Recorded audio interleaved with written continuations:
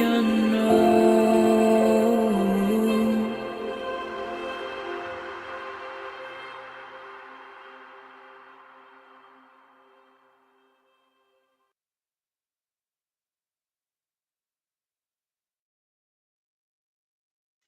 Hello, everybody.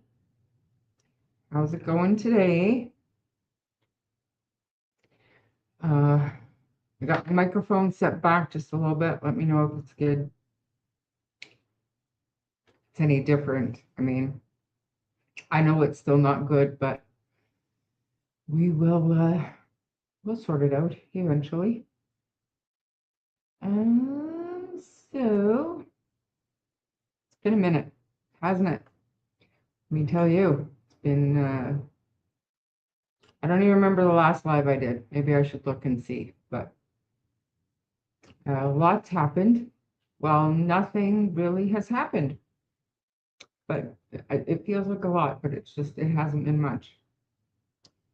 And so my thumbnail did say, ask me anything you want.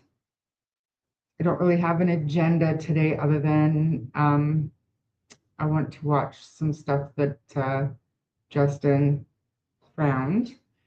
And I noticed that Mike MX is 6 subs away from 1,000. So I'm hoping we can get him to 1,000 today. He's got a few new short videos that I'd like to watch if we have time. But because I said ask me anything when I do my hellos, there's a few comments that we can read through and talk about.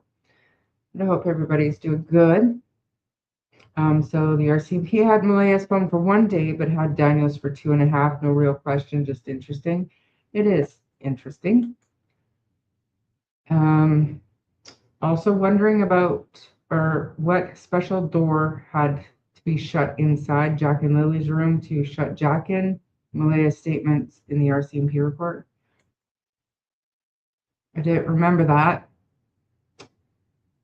Not that I don't believe you, but I remember hearing about the front door. I'm probably wrong. Rereading the RCMP report, and there's so many little things. Yes. Hopefully Melissa will show up in here and can hook you guys up, and you can give her your information, and she's brilliant, and she'll be able to compile it and put it in that document. That'd be great. Something I think deserves documentation is anytime food is referenced since the kids were malnourished and hid food. Do we know that's a fact, though? I mean, I know we suspect. Currently watching court footage of Dylan Grove's case. Found at the bottom of a well in 2019 with meth and amphetamine in your system. I mean, I know I'm technically monetized, but you guys don't have to use those coverts here. I'm not too concerned. Anyways, thanks for being here, Countryside Wildfires. Flowers, that's great. Thank you for being here. And Tammy, hi. Hey, Amy. Hey, Jean. Marie Antoinette, great to see you. Hey, Gren. Thank you for becoming a new member, Liz Nova Scotia Strong. Hi, Lynn. And Cheryl, great to see you. Hey. Hey, Wolfie. Yeah, I knew Wolfie was going to have a busy day. I'm glad you made it, though. Rum and eggnog. Nothing like rum and eggnog to warm you up after shoveling. The amount of snow here is obscene, you guys.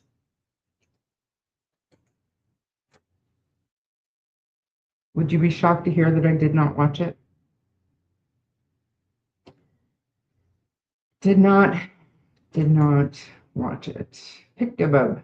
Thanks for being here, Holly Jolly. Hi, Mr. Hemi, Animal Keeper.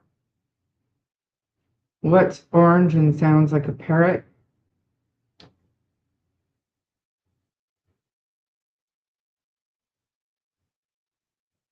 Like I'm not waiting to guess. Hopefully you've answered. Hey, Rena and Carrie. Anybody else? Rena. Hey, Drip. Good to see you. It's good to see everybody, actually. I missed you all. I did. Hey, Carol. Nature walks in. Great to see you. Happy holidays to all. Excited for another great night of shenanigans. Are you in the right channel? I don't think shenanigans is here even. Almost hit a deer on the way home tonight from the grocery store. Wow. Yeah. 3's actually here. Usually 2 will cross the road together, and then you have to wait for the straggler that's still in the bush waiting to accost your car. It's crazy. Heads up, Nova Scotia special weather statement. Warm temperature, lots of rains with high winds, flooding, and power outages. And then, Marie, we had a herd of cows on my road, and I couldn't even call no one to come and tell someone no signal on this county road. I hope someone's seen them. I think it would be hard to miss a herd of cows, but I get you. We often don't have snow where I'm at, but I go to my sister's Christmas Eve. She lives on a mountain, and it usually has some snow. I can leave there when I go home. That's the thing, you guys. At home in BC, no snow. But our property is up on a mountain, so I check my cameras and we have snow. We go down the hill and people are posting on the Rant and Rave page and stuff on Facebook, no snow. I'm considering staying home. We have to go back there in January. I'm considering staying home. I'm spoiled. Hey, Grey Wolf, good to see you. Hi, Nurse. Anybody else that I haven't said hi to? Yes, ma'am. Freezing rain. It's bizarre. I don't understand what's going on. Minus 18 and it's raining ice. Like, what is happening?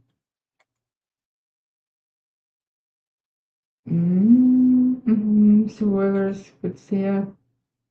Checking on dinner. Hey, Sharon Parker. Thanks for being here. House music. Hi.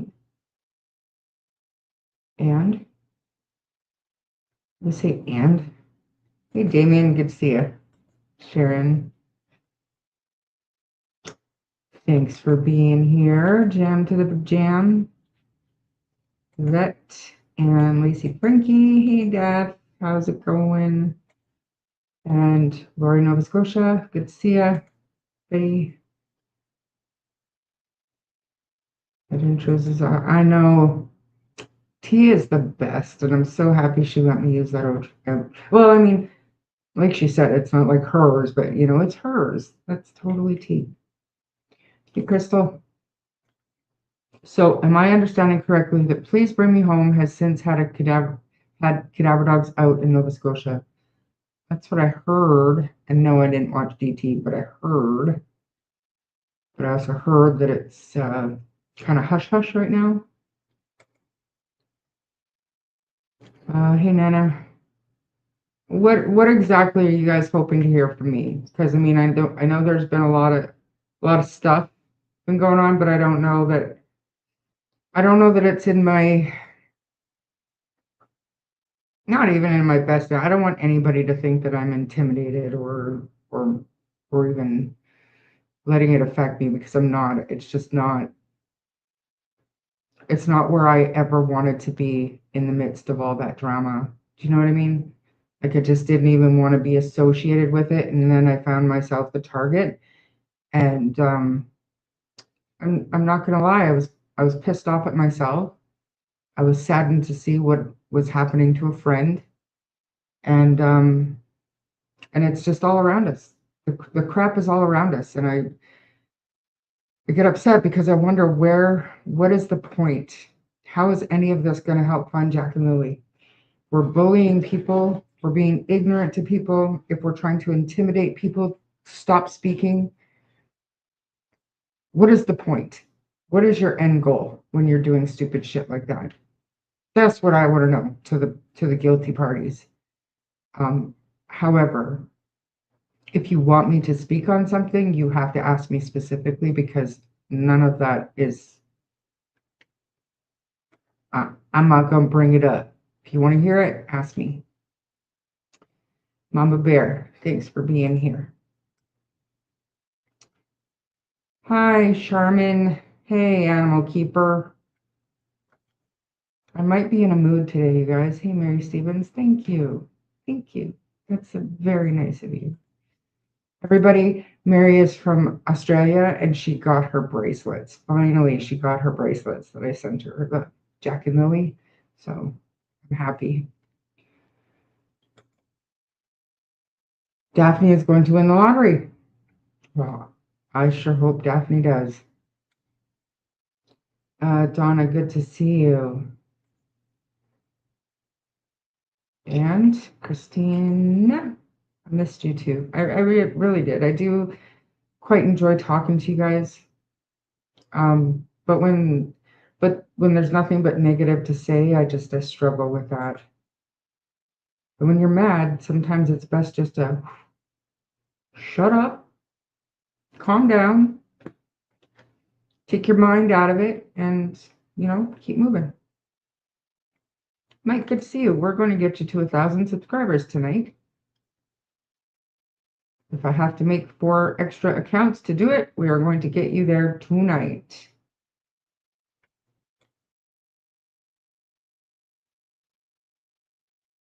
It's in the RCMP documents that Malay and Daniel, or the kids, hid food. But devil's advocate here. To be fair, one of my daughters used to, when she was young, she used to hoard cheese slices. And then they would take like little granola bars and stuff, and they had them in the room, and they were not neglected in any possible way, but they still took extra. So I'm just saying,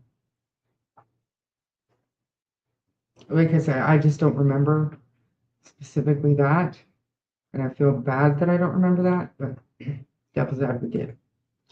2 a.m. Hey, Amy. Ever watched The Falling Cactus? No. However, I was in Phoenix in like a couple of years ago for my daughter's wedding, and she got married in a desert, and I saw my first real life gigantic cactus in a real desert. Huge, unbelievably big, crazy. Hey, Bev.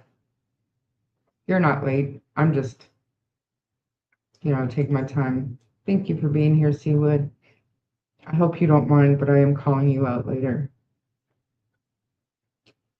I mean, if you have a problem with it, speak now or forever hold your peace, but everybody's going to know what you're doing.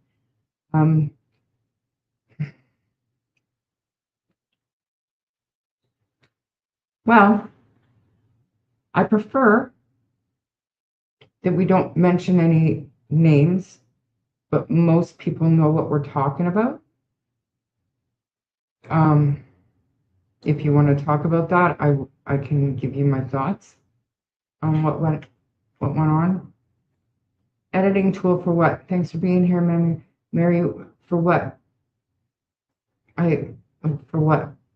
I have Canva and I have Wondershare or something.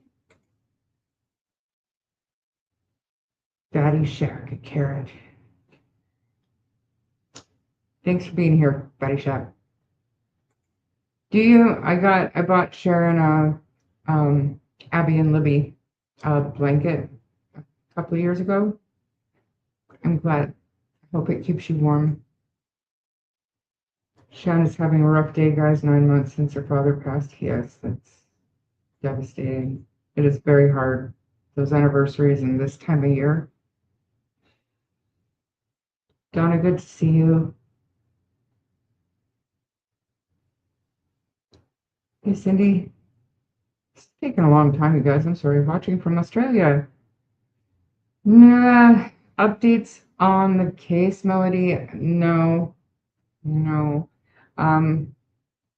Ninchi reached out to the RCMP and was able to she received an email back, and we'll have a look at her live stream just to go over that email.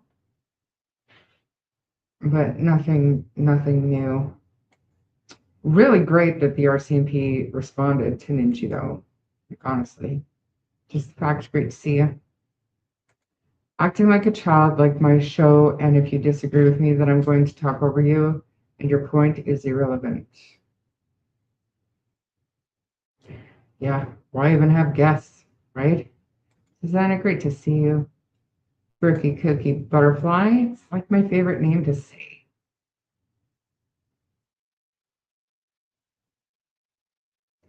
Or Ian will miss me if I stay in BC. Listen, so what? That's what I have to say about that. But if he has a really good year this year, you guys, then he doesn't have to come back here again. So, positive vibes, nothing breaks, or stuff is going to break, but hopefully it's not transmissions. And last year, within the first week of being here, one of his drivers wrote a Kenworth off completely. So, I mean, nothing like that has happened. Just need a good year. And Maxie, I think I said, hey.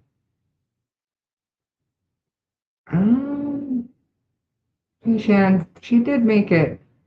I hope you're getting through the day with lots of love and positivity, and just know your friends are here. We're all around you, and we're thinking of you. Shar, do you think Daniel will ever be able to get a car insurance again? Ew. No, I don't. I don't. I don't know what it's like in Nova Scotia, but even in Alberta and British Columbia, no accidents. I don't know how younger people can survive this day and age. And car insurance is one of those things that a lot of people think it's a necessity until it costs you, $3,000-4,000 a year, $7,000-8,000 a year for younger drivers. It's not good. Like, even when my kids were young, I had them on my insurance. It's not fair. In my opinion, is Malaya in a psych ward or drug rehab? From what I understand, it is a mental health facility. But I mean, unless I hear it from Malaya, I don't want to give, I don't want to give any of the rumors any weight. You know what I mean? But that's what I understand.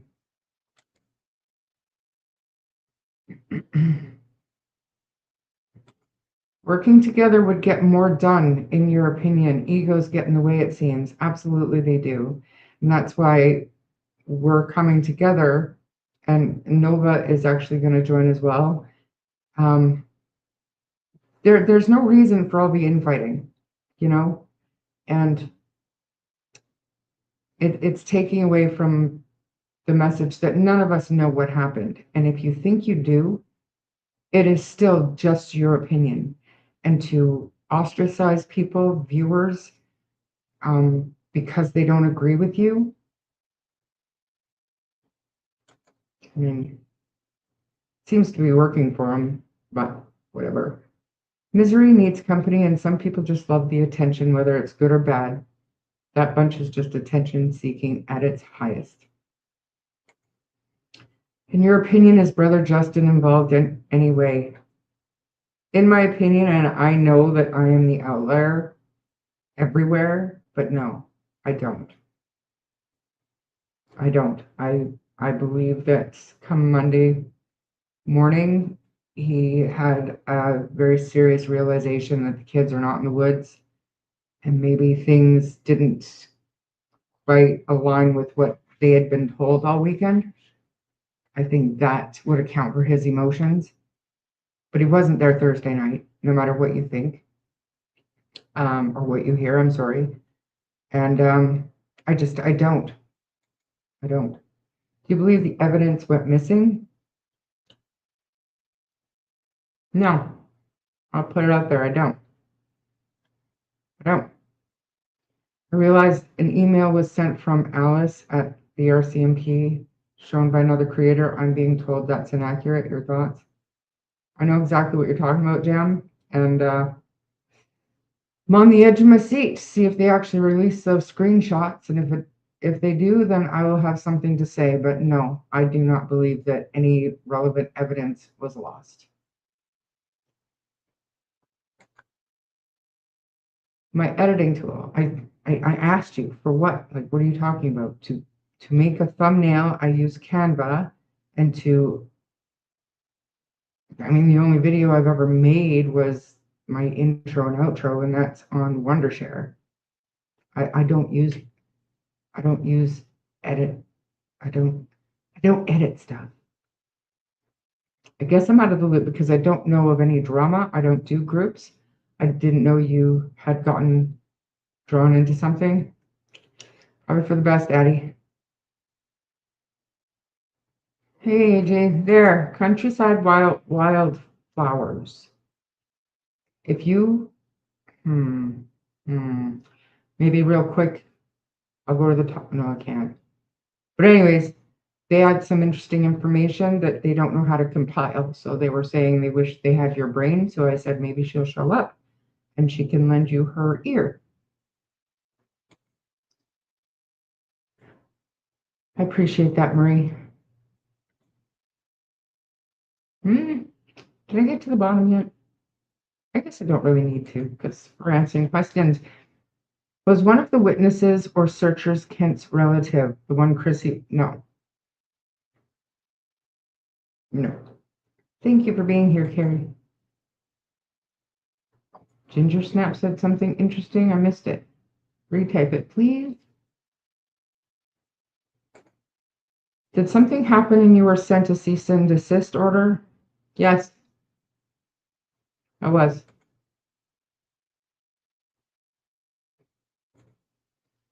You have every right to be in a mood. Getting over it, getting over it. I'm pissed off about the whole thing because people are trying to literally hijack the narrative. They're putting out false information. They're putting out misrepresented information, and they are trying to bully people and get people to stop talking or control what they say. And no, I'm not talking about the cease and desist. I'm talking about other creators. It's to the point where at least 6 of us are like, it's time for some solidarity. Let's come together. Let's talk about Jack and Lilly. Let's talk about what we know. And let's talk about some of the speculations out there. And we'll do it respectfully. And we're going to do it without disrespecting anybody that's on the panel. And we're going to do it, hopefully, without disrespecting every other creator out there, because there's really no need of it. There's no need of it.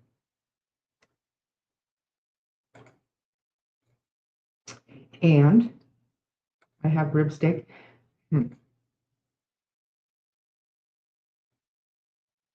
I remember they hid food, but some kids do, and not for food scarcity reasons, right?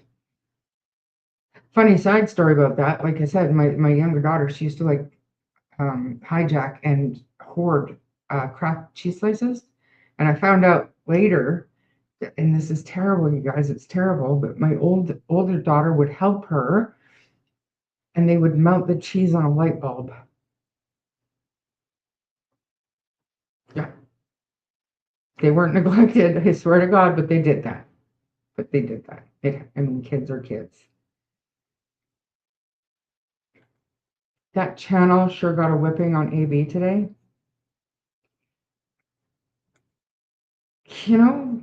It is what it is. You're asking what happened with what? The cease and desist?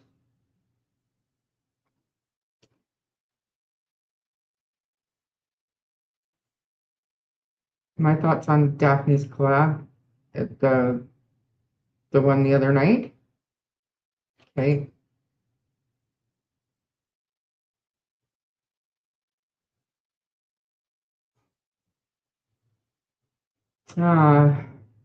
He is being the only one that is on the other side of this investigation for one purpose Well, too. First, he's the soul on one. On the other side, he's making him unique. Yeah. Uniquely. Never mind. Not going to say it.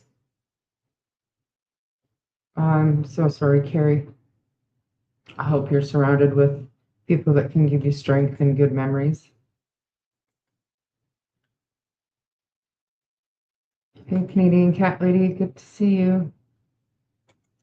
DT was only a security guard. I mean, that's all that our little minions and sleuths could find. Um, I don't know. I don't know. I don't know.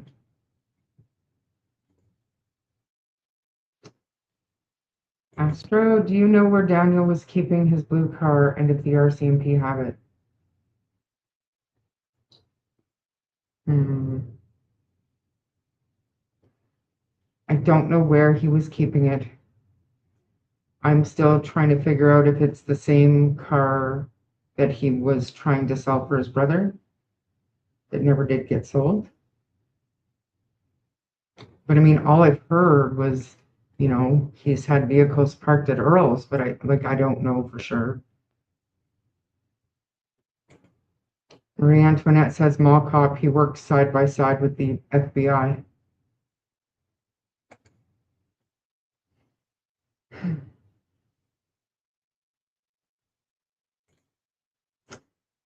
Yeah, he gaslit me too when I told him he was incorrect. RCMP will make statements that you think people aren't suspects who are.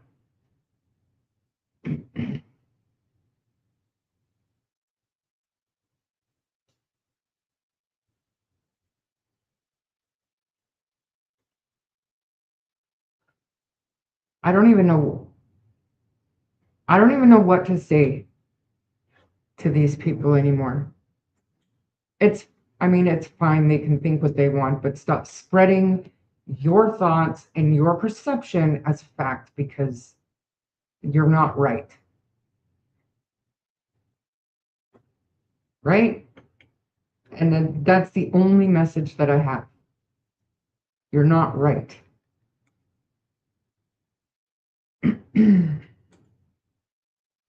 I've seen that movie mall car, yeah.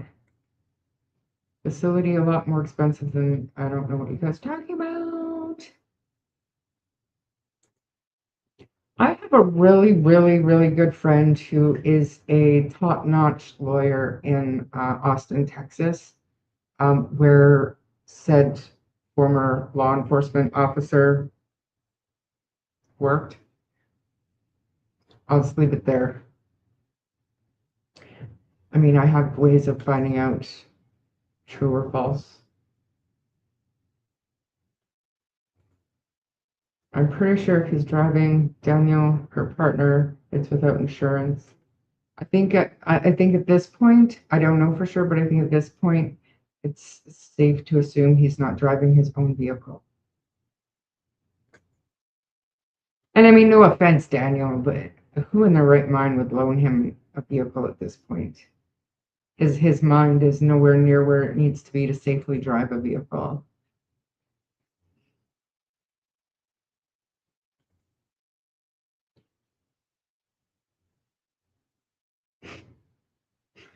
Oh, Drippy. We are going to look at it because I mean, I was watching it. My nails were wet, so I couldn't chat or anything, but I was watching it and he kept going back. And I don't know if you guys remember the one time I played Daniel's interview at half speed, I think, or even like three-quarter speed. And it was the funniest fucking thing in the planet. Like I couldn't stop laughing, and that just it got me again yesterday, just giggling, giggling.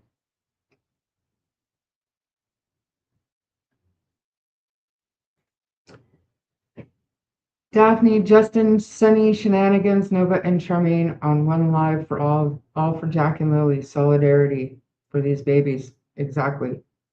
Exactly. Like every one of us that are on this panel are sick and tired of the infighting. Do we agree with the other creators? No. But are we sitting on our live streams calling them out? And then include me in there. Like, I've got all of my rude comments that I was making, and when, obviously, Sunny was, they were friends. DT and Sunny were friends. And so directly after the live, Sunny reached out to him, and she wasn't ignorant. I've heard the voice clip that she sent him, and he basically wrote her back saying, I'm not even going to entertain your voice clip. So he didn't even listen to it. And basically told her and her sidekick, me, to stay out of his chat. It's like, dude, we haven't been in your chat for months.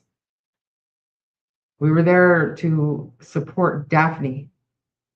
And it's a good thing somebody was, because your chat certainly wasn't, and neither were you.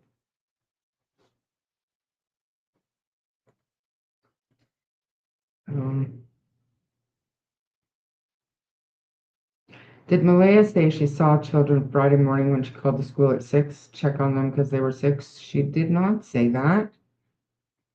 There are supporters here, so let's be better. I mean, if you're a Turkey supporter, that's fine. That's fine. But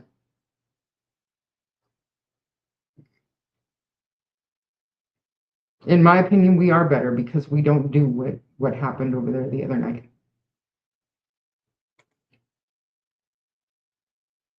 If evidence went missing, they wouldn't admit to it. They certainly wouldn't tell a witness.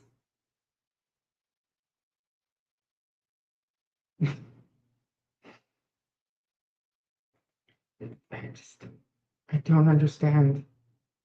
And like I said, if something was misplaced and it actually wasn't misplaced, and I feel sometimes like Dee tells us stuff like when he said, I know I'm Malaya and mom didn't do anything to the kids. He is actually saying who knows what he, Malaya, and his mom did. The RCMP responded to the request about lost evidence and confirmed it was not the truth. Yeah. But somebody else had mentioned earlier in the chat that there's a rumor now going around that in and of itself might not be completely accurate. Is that like a heads up for something to come? Maybe. And if it is, I will have more to say about that. So get your cease and desist ready. Can you take my wrench away so I can speak freely without it looking bad on you? My mouth is too fat to be a mod. Yes, ma'am. In your honest opinion, do you think Nick from Please Bring Me Home believes that Jack and Lily aren't in the woods? I do. I do. And I have since his interview, when he was just absolutely perplexed at those woods and at the thought of those two little kids getting somewhere outside that massive search area. With the amount of searchers being out there, you could read it on his face. I'll tell you one thing. Nick probably shouldn't play poker. But who would know it disappeared?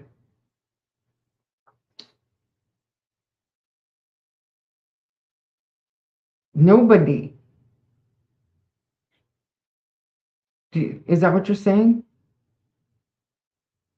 I struggle to understand how anybody would believe the RCMP would tell a witness, oh, we lost that. My bad. And whatever else goes along with that. I can't picture an RCMP officer breaking ranks to do that.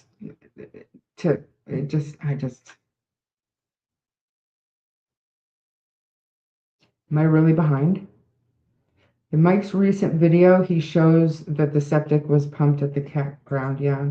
On Ninchi, the email stated that basically all the online sleuth, speculation, disinformation were really affecting the case. I think people are really tired of not knowing.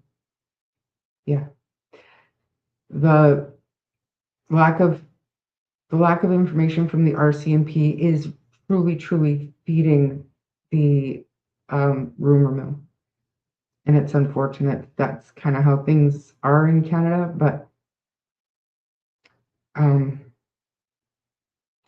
I mean, even when the RCMP come out and say that's categorically false, you've always got, but wait, there's more. There's always another level that we get to jump to. And I just don't.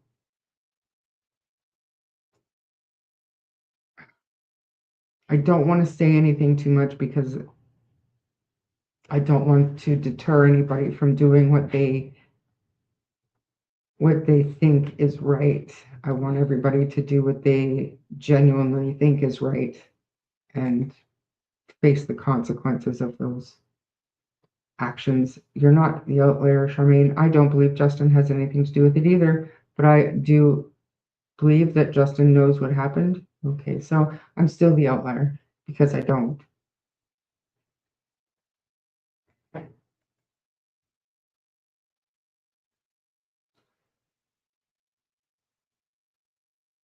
But these people, they have to, just like ground search and rescue, it is their job to search those woods to try to find Jack and Lily. And if your job, and I'm not saying they're lying to protect their jobs, I'm not, but they have an obligation to believe those kids are out there, to be as thorough and dedicated as they can be when they're going out there to search. So even though we'll never know what they truly think on the outside, and the words that are coming out of their mouth, they have to try to believe the kids are out there.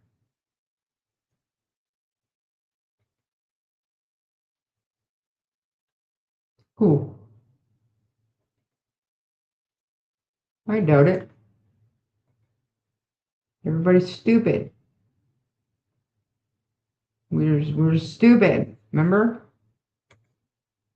Mind you, Nick is a man, so. And they are bullying and harassing people with relentlessly. The only way I can see that is if Daniel, Malia, and Jamie all lied about when the kids went missing and they got further due to the timeline being wrong. Yeah, absolutely.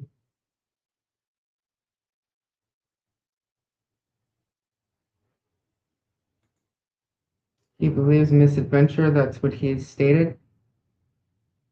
Read his face, though. Go back to the day of the search when the media was talking to him. Read his body language. He is perplexed. He cannot believe it. I think he even said it's a very strange circumstances. But that was after being out in those woods for the day. I don't think he believes it, truly. One of my twin hides her favorite snacks in her bed so her sister won't get them. Or we're okay. You guys judging my daughter for the cheese slice on the light bulb? Imagine my surprise, you guys. But he also did say that other people's opinions are important and relevant. Nick did. He absolutely did. Hello, Dodie. I concur with Wolfie. It's good in a pinch.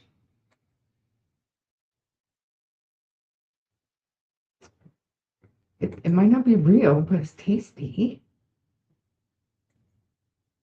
You made a big point about that at the end of the interview, which I was happy about. Almost makes me want to watch it, but like that. I'll see it on somebody else's live stream. She can kindly place that cease and desist right where it's sent. You heard Earl's? I was reading your name and I read that at the same time in my head and I got don't hit the like button, please. That's funny. Don't hit the like button, please. Yes, he doesn't dismiss any opinion, which is awesome. People shouldn't feel like their opinion is meaningless or scared to share it because they're going to be blocked or booted from a channel or be the butt of jokes in their private Discord right after the live stream or laugh about timing out Belinda. Classy, real classy. I'm not a fan of American cheese. Well, aren't we all just snobs when it comes to our cheese? Can you not hear me? Is that stolen blue car with false plates that crashed into a home in Pictou County possibly Daniel's car? I didn't hear about that.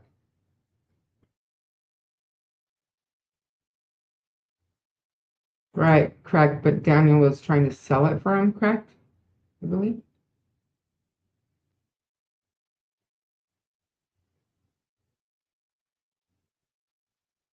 Okay.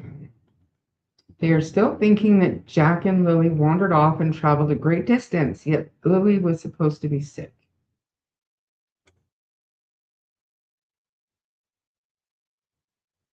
I'm not judging you, but that's disgusting. My mom used to eat blue cheese dressing.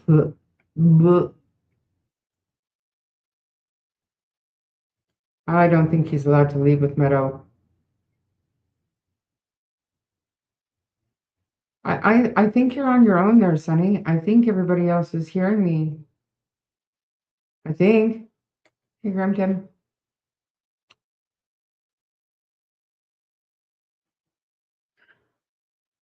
All right, I'm going to show you guys something while we're sitting here.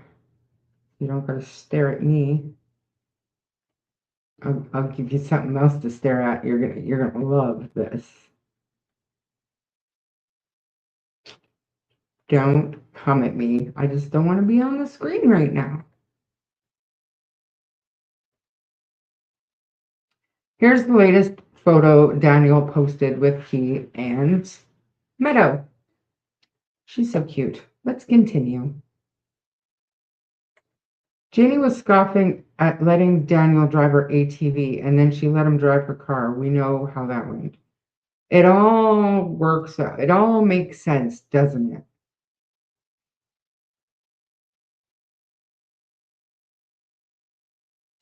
Eh,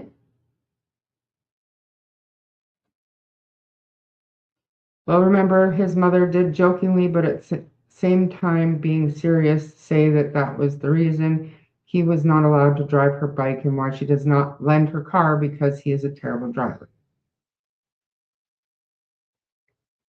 Uh, if that is the car that they are talking about, then yes, it was Justin's and Daniel was attempting to sell it for him. But I've noticed that Daniel typically will mark items as sold when they're sold, and that blue car was never marked as sold on Marketplace. So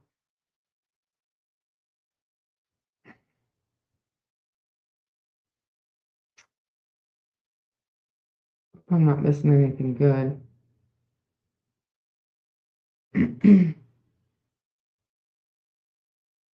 Please don't block me, but I do watch the turkey show and I actually find it interesting and informative. Carrie, I don't block people here. The only people that my mods have been asked to block are specific fake profiles and Derwood. That's it. As long as you're respectful, you can have whatever opinion you want. I don't care who you watch. I don't care what you believe. You're welcome here. I don't think any creator should be nasty to other creators because of a difference of opinion. It's terrible. And if you're going to do something like what he did to Sunny, then take it off stage. Put Dr. Vana and Daphne both in that situation was very low class. And yeah.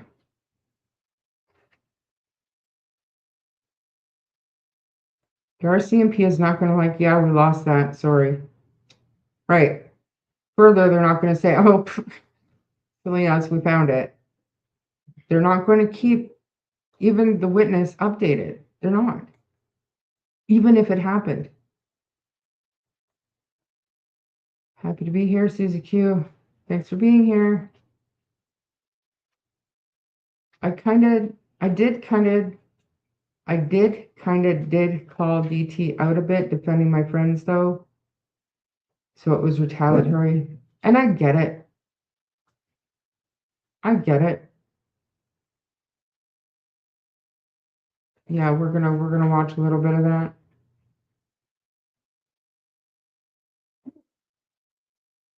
Let's hear that. In case you haven't noticed, I moved myself out of the storage room and into the living room. Nobody ever uses it anyways. So the only problem is I have a big window on the door and the sun was beating in. We got new windows yesterday and they have to come and put window coverings on. I think they're coming tomorrow, but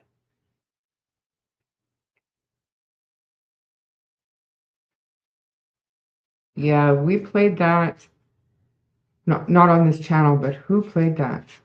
Daphne, who played that? Somebody just played that.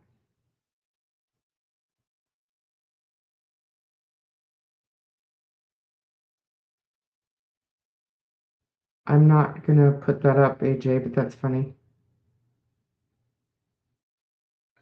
Hey, Carla. Not running late. I've been sitting here watching, but a little bit busy. I've been slammed busy. So, is the show you guys are uniting for is only going to be about the kids, no mean accusations? Correct.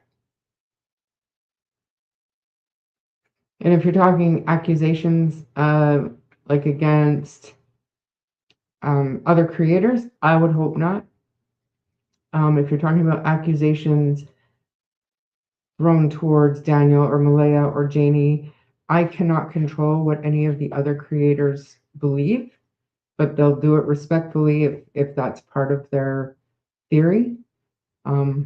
I try my best not to be accusatory towards anyone for anything that hasn't come out of their own mouth. Put it that way. It's been a week. Hubby hit a deer. Oh, car shopping and dealing with insurance sucks. Yeah, I bet. There's no way the RCMP would do that. No, you're right. Correct. They wouldn't. I was watching A Balance this evening and he's going off on DT. Yeah, no. Have you ever been to Nova Scotia? They didn't ask the right department, firstly.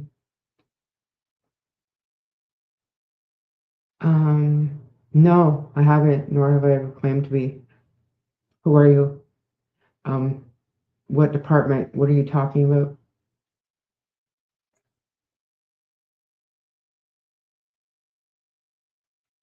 Nick said on DT tonight that the terrain was terrible. He walked for less than 20 minutes and he was completely exhausted. And he does not see those two small kids making it very far in any of it. Me and Ronnie contacting at 6:10, I think around 6:25, Janie sent him something. Why are all these people who sleep all day up at 6 in the morning? Yeah, strange. He said he believes they would have had to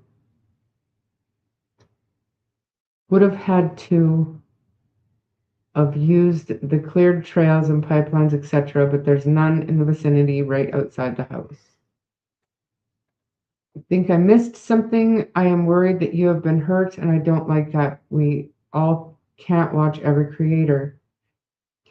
Jean, no, I'm not going to do that. And I'm not asking anybody to pick any sides or do anything like that. If you enjoy a creator, just because I don't doesn't mean I'm right and you're wrong. You have every right to watch whoever you want to. You really don't need to. If you haven't come across it on your own, I'm not going to replay it all. And that's no disrespect to you, Jane, at all. I just, and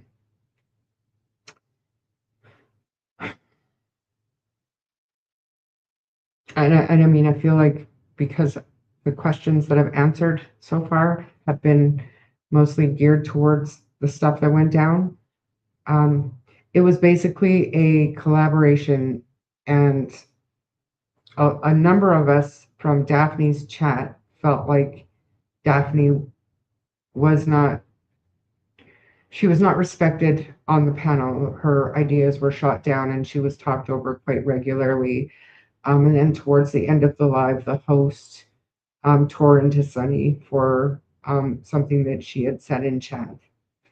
And it was very unprofessional. And um, I mean, I can think of a million words to use to describe how he acted, but I won't.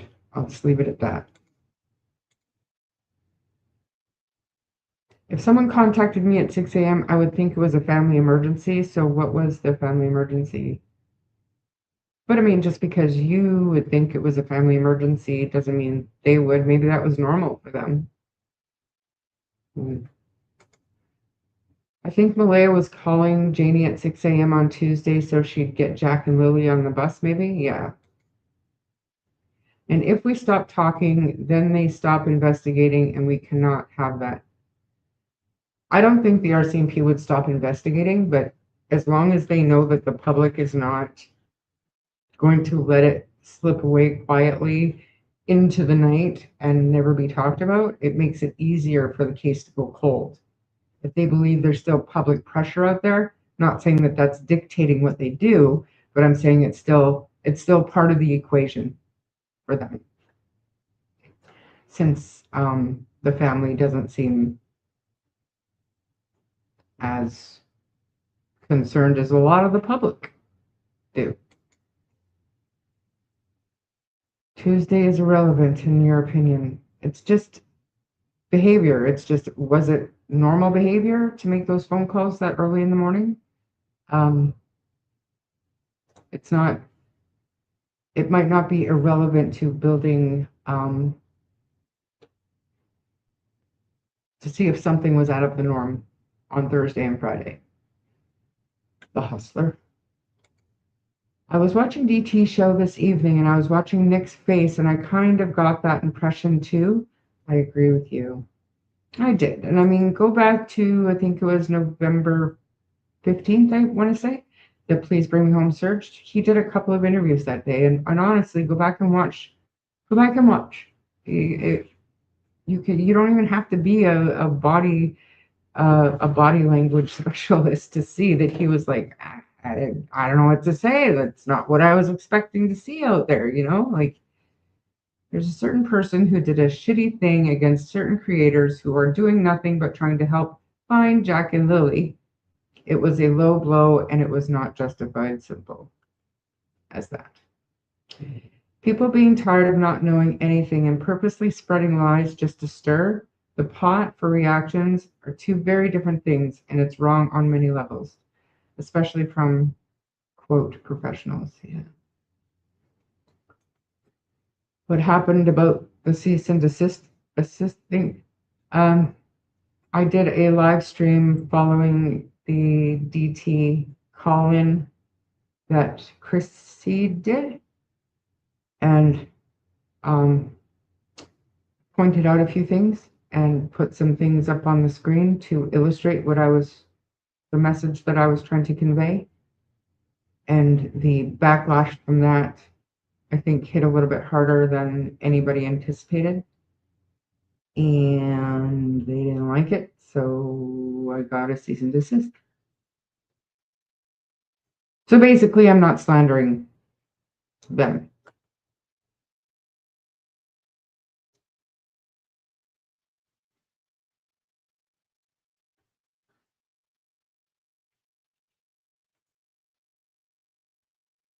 In the pic with the kid stuff, Lily's school bag is in there, but why would Jax be with Malaya then? I see what you see, Charmaine, but that's what he stated. Yeah. I state a lot of things too, Marie.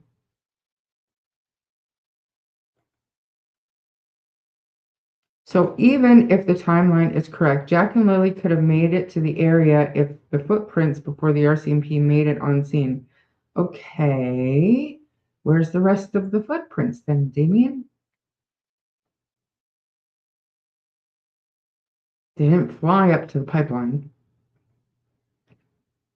Do you have... No. Aldi, I believe so.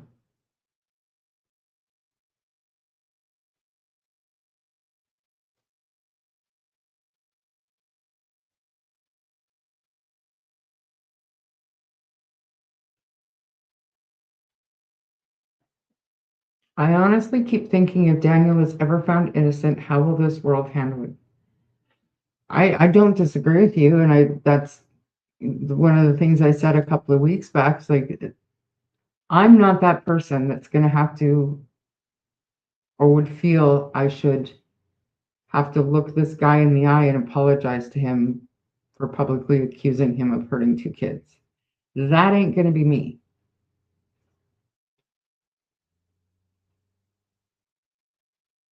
Squishalia, thanks for being here.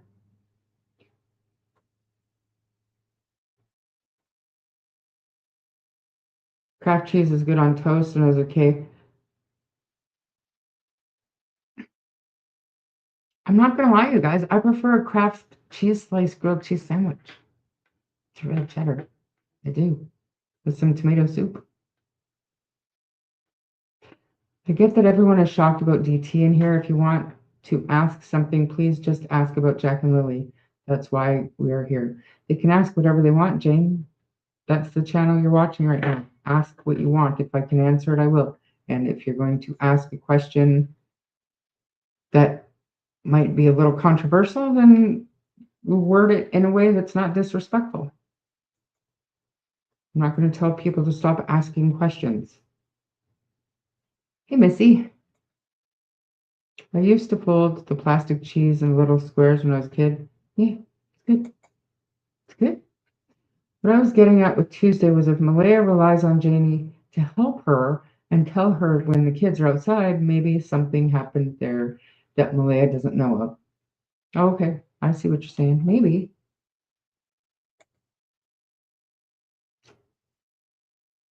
Yeah, I mean, I received some screenshots about what went on after that live stream in their Discord, and it was not cool. I can't believe the texting between two people while listening to Please Bring Me Home, in my opinion, very disrespectful.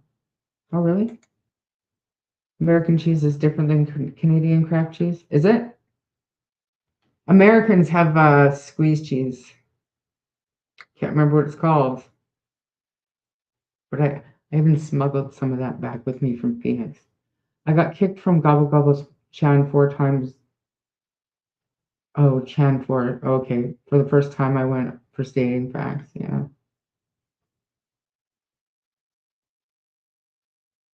Yeah, no, I will. And I know this is taking forever. Addie thinks you're still a member a month later.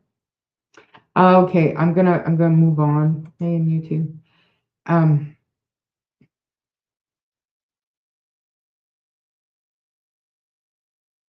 oh, is that true?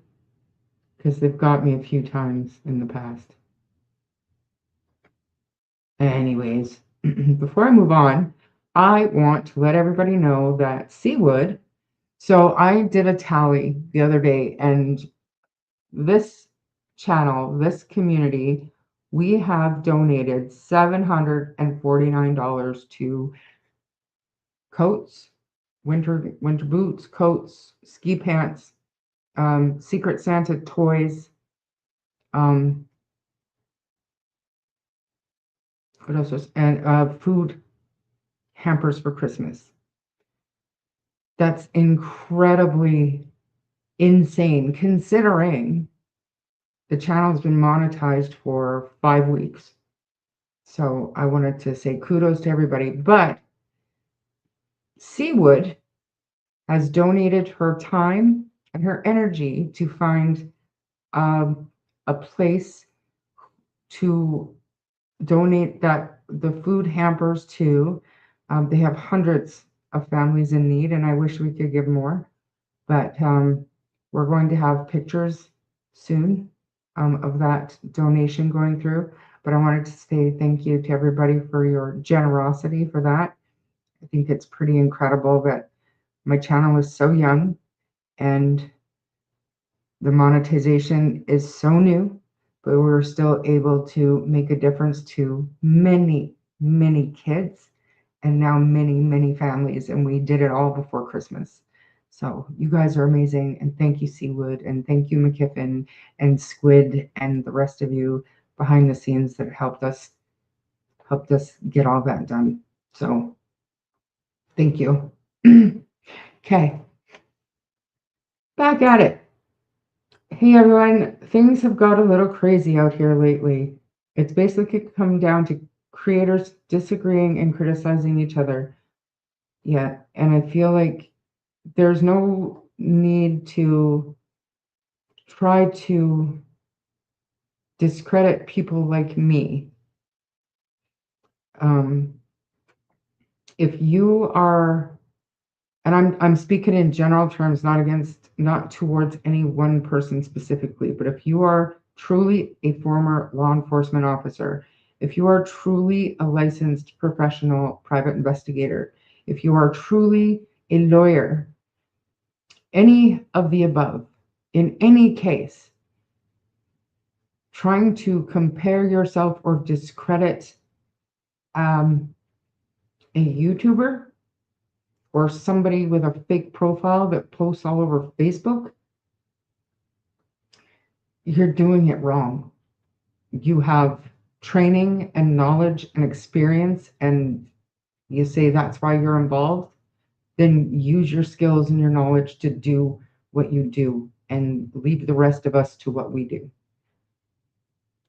I mean, pick your battles. You're right, Charmaine, do it behind the scenes. Be a man. That's right.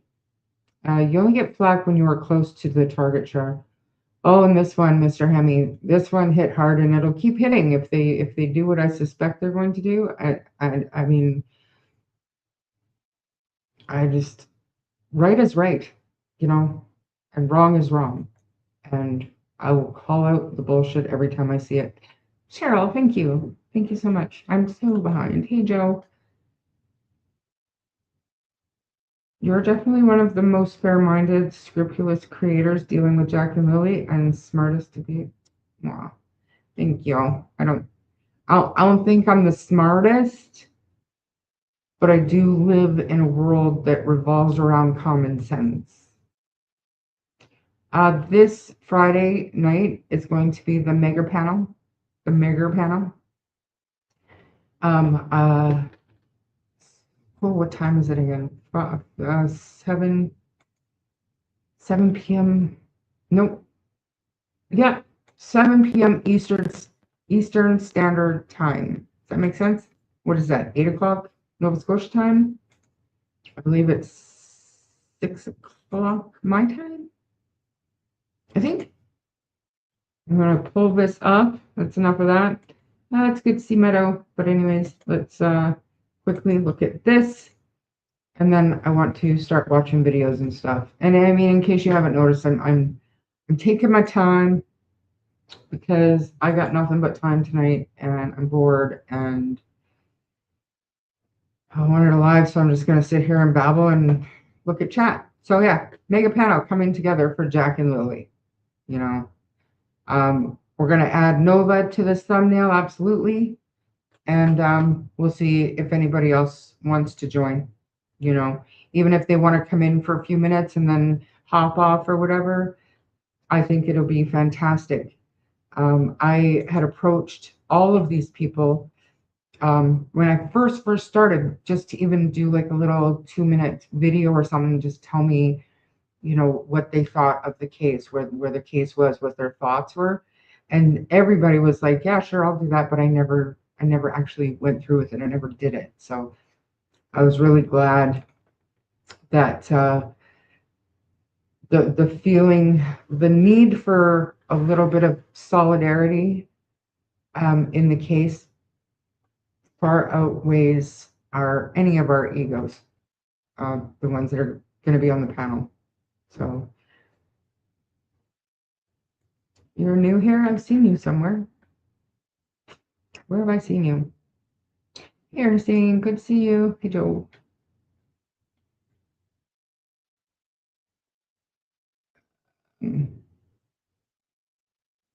Hey, Wendy. Yes, and hopefully because shenanigans and myself, like she's only, I think, 2, 3 weeks old. We've both been on YouTube or involved in this case since the beginning.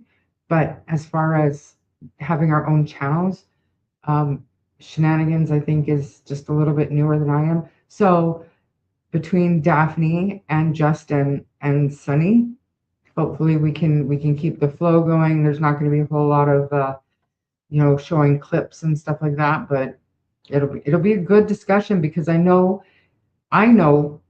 that not every single creator on the panel has the exact same theory or the exact same beliefs. So, but I do know that everybody on the panel can see through bullshit, knows. I don't want to give it all away. So just tune in on Friday. We'll be good. It'll be great. Some people feel that a certain creator is giving it misinformation and steamrolled his panel and did not let them talk and was rude to many. I'll say it, DT was gaslighting. It was hard to watch. And I didn't have a problem with any of it. And then somebody had sent me a message privately because we were in Daphne's chat, and somebody had sent me a private message saying that the chat in DT's channel is being very ignorant towards Daphne. And then I asked in Daphne's chat if anybody had seen that, if anybody could corroborate that. Corroborate that. And sure enough, I started getting screenshots, and it was not right. So then I still was not rude or ignorant, but my gloves kind of came off. I have those winter gloves where I take my little mittens and flip them up, and you can see my fingers. My gloves came off in that sense so that I could, speak a little bit of my mind, but I still wasn't ignorant and I wasn't rude. But yeah, I've been kindly asked to stay out of his chat, which I'm like, I haven't been in your chat, so hey, Sailor Moon, it's been forever.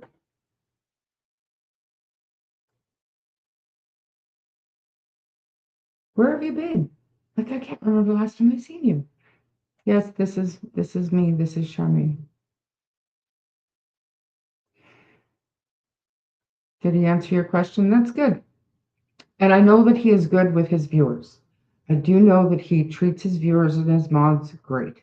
But if you're not on board with that same theory, if you ask questions, if you're skeptical of Daniel or anything else, then you have to be very careful what you say. All we need to do is be respectful here in this chat. Say whatever you want, just do it nicely.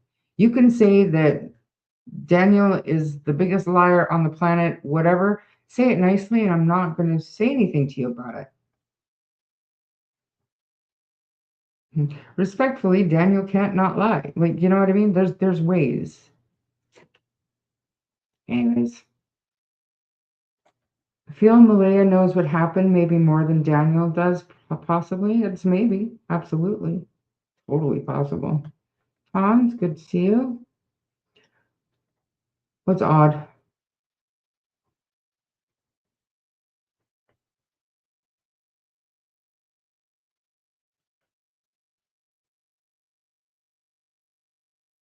Um,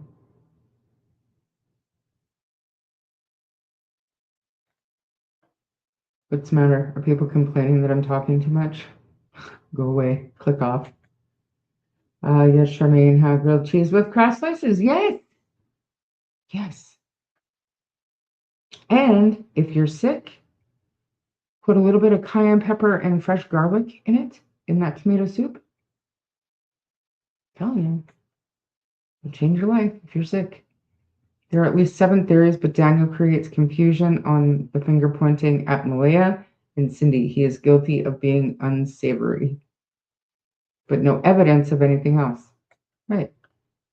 And always remember, guys, we have no idea what the RCMP know. What they have.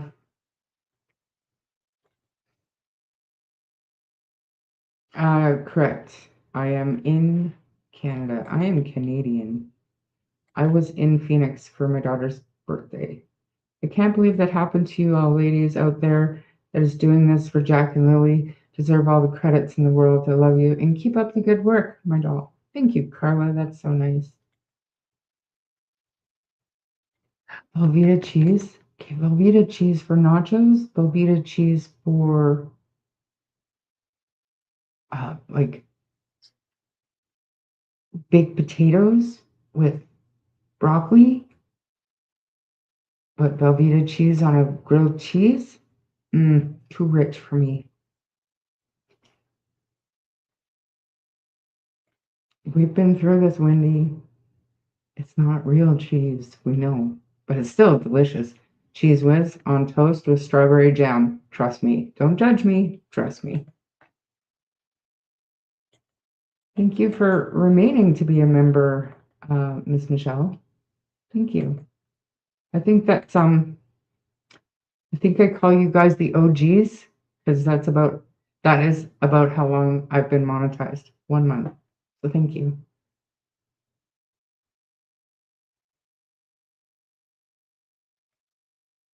Oh, not cheese. I agree. I agree. I'm not gonna lie. I get it. Okay, so Americans have this squeeze cheese and they have 2 different kinds, and I can't remember which one, but one of them tastes just like Cheese Whiz, only it's in a can. It's delicious. April, good to see you. You're not that late. And thanks for being here. I see new names, and I'm sorry if I can't send them. I don't like being disrespectful, so if I don't sound your name out, it's because I'm looking at it and I'm like, I'm just gonna totally mess that up, so I'm not even gonna try. No disrespect. All right. Who wants to go and watch some stuff? Unless anybody has any other questions. Oh, this picture disturbs me considering the text he wrote to yes. Yes. Man.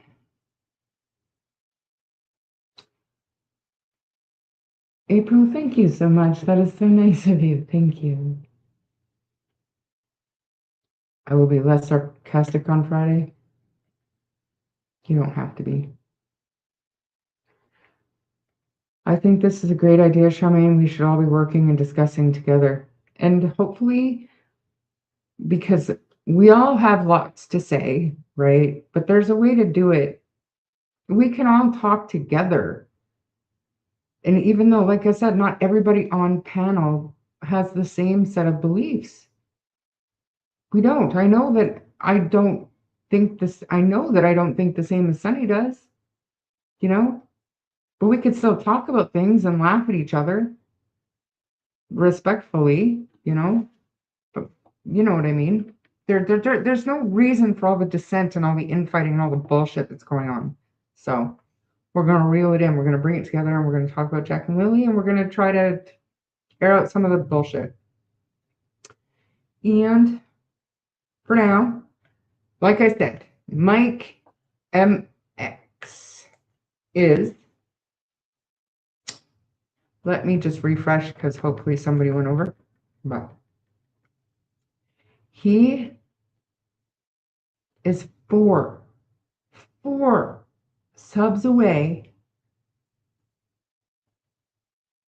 from 1,000. Can we please get him to 1,000 today? If you have not subbed to Mike MX, this feller here, he's always in our chat. He's got this amazing perspective. He does these little videos They're to the point and very relevant, and usually shit that we've missed. Trust me. So we're just gonna watch well, maybe we'll watch one because I really like the Eagle Eye. It's 8 minutes long. In that time, I would love it if you guys could head over to Mike MX. Here he is right here. He's got the Al Pacino face. See that 996? We need to get him to 1,000. He puts the work in, guys. He's got a great mind for it. And so let's watch this from yesterday. This one here. Let me know if you can hear it. If you have any problems hearing it, go over, please sub to him. Shan, you got, ah, Shan got 500 today. Woo! Thank you so much for that super sticker. Thank you for super chat. So yeah, let's get Mike to 1,000 by the time this is done. 8 minutes and 10 seconds. Can we do that? I believe we can. Here we go. Spray cheese. Yes, Diesel Weasel. Yes, it's delicious. Okay, thinking about Jack and Lily, and I have been focusing on this third car that was mentioned by the witnesses and unofficially alleged to have did 4 trips on Gerlock Road, 3 to the north and 1 towards the south. And the RCMP, as soon as they unredacted those statements, they came out shortly after and said they couldn't substantiate the witness statements. In other words, they don't have CCTV imagery to cover this car. In other words, this car wasn't caught on CCTV imagery. But I'll just go into another possibility.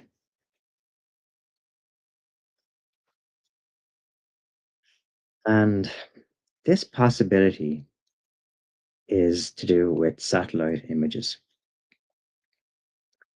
And early on in the investigation, it became clear to me that satellite images were more or less, they weren't observed very well.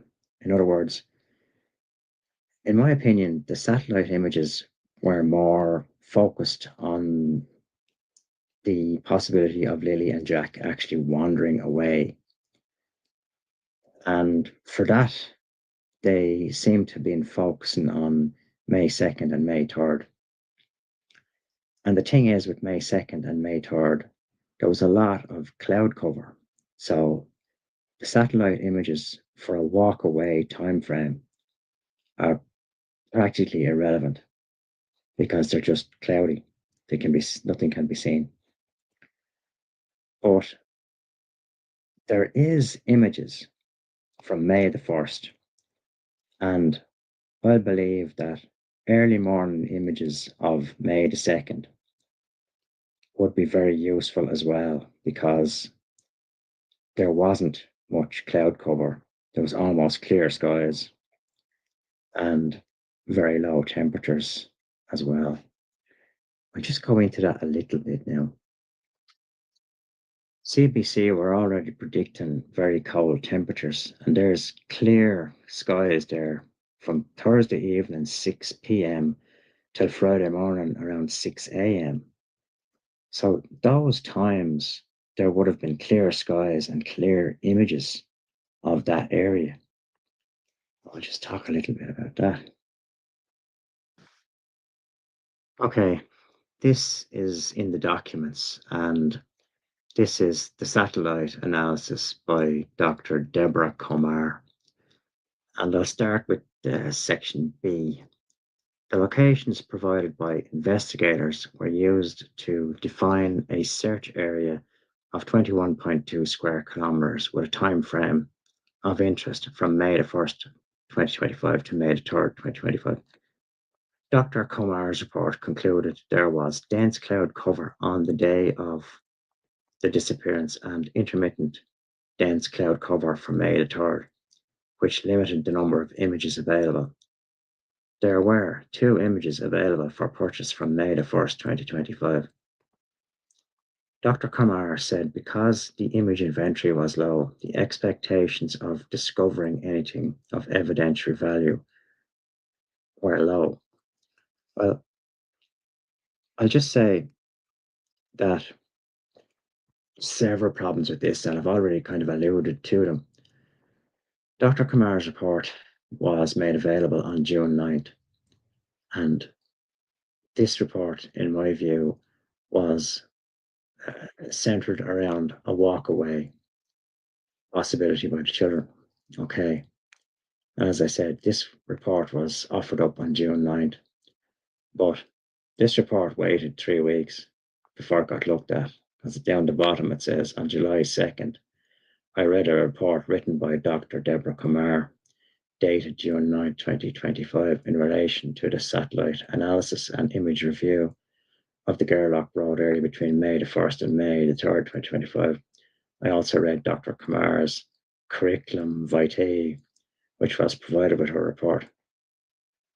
That's a bit of like, we don't really need to know that someone's CV was read, or whatever. But anyway, the point I'm getting at here is right there, point C, in the last line, there were two images available for purchase on May the 1st, 2025. That tells me that there were two images available for purchase, but they were not bought. And like, to me, no expense should be spared to find Jack and Lily. It just beggars belief. And I really hope that they go back, get these images, because even though May the 1st, Thursday evening, there could be anything on that, as in positions of cars in the driveway. It might actually get a picture of a car on the road. Um, it just can't be ignored because there's a possibility there, and the witness statements have not been dismissed by the RCMP. They've had an ample opportunity to actually dismiss the statements, but they have not. Statements are valid, and it's my belief they should go back, get whatever images are available for the preceding times of these two innocent children disappearing, and review whatever they have, as in May the 1st, Thursday, had clear skies right into the early morning of May the 2nd. I actually think the RCMP have missed a trick here, and it just can't be a. This to me is an oversight. Um, I'll just continue on. So just to summarize it up, that's those available satellite images for Thursday the 1st. Um, they should be crystal clear, and cars and objects would be visible on them. Like, that's 2.5 mile radius. That radius reaches way up past Lairg Road, out towards Concord Bridge. It goes up past Gordon Summit, past the power transfer lines. So there's information there, and I just hope it's gathered and reevaluated for the sake of Jack and Lily. Take care. Good luck. Yeah, I mean, he makes he makes perfectly sense. I've been saying what Mike is saying here. They should go back and see on the satellites where cars are. Yeah, but did you guys get that too? That there were two pictures available for purchase, and I don't remember seeing anything about two satellite photographs purchased. You know what I mean? Like, hopefully the RCMP checked it out. Hopefully.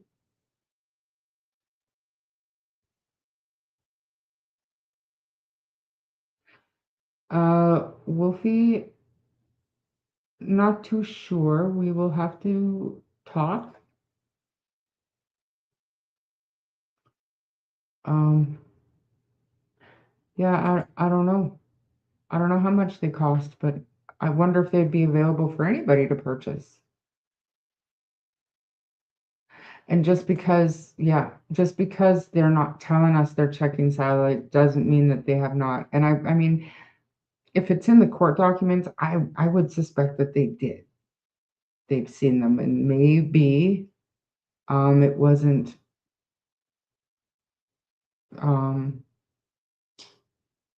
deemed relevant.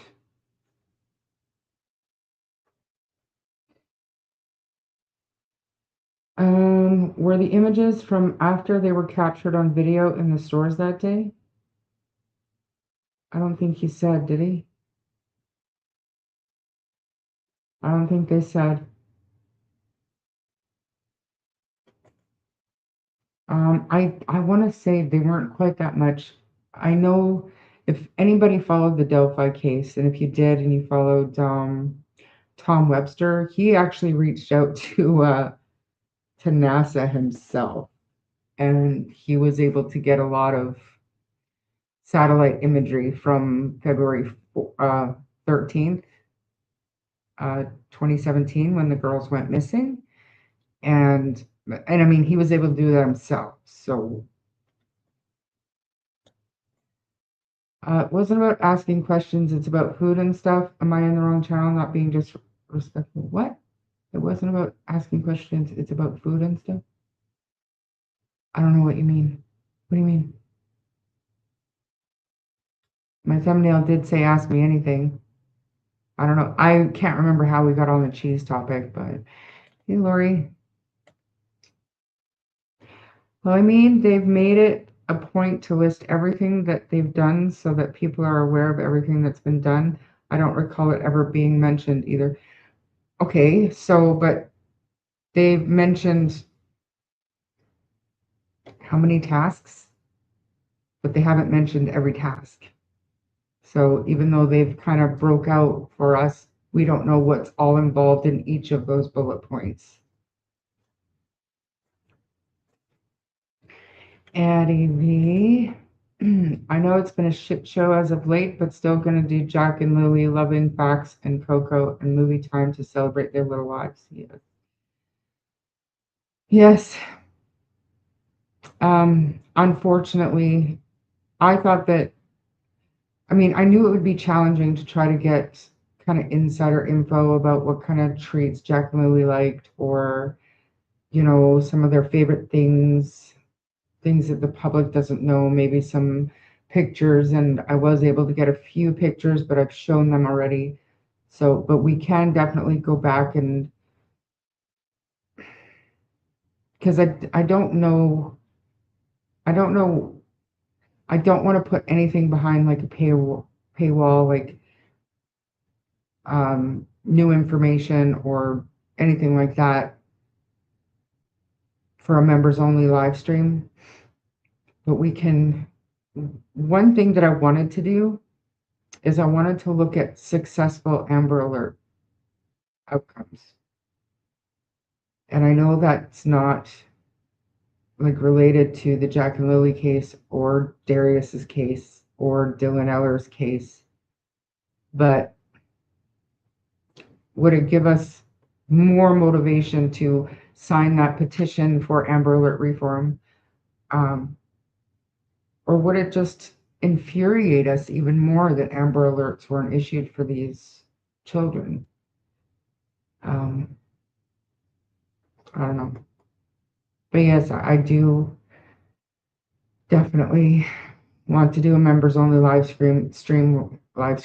There you go, where we discuss Jack and Lily as people and as children who desperately needed their family to step up for them. The RCMP have highly trained people dedicated to image footage, so I don't doubt for 1 minute that they haven't closely looked at this yet. And I think that anybody that believes the RCMP aren't taking this seriously, I think they're kidding themselves. I do.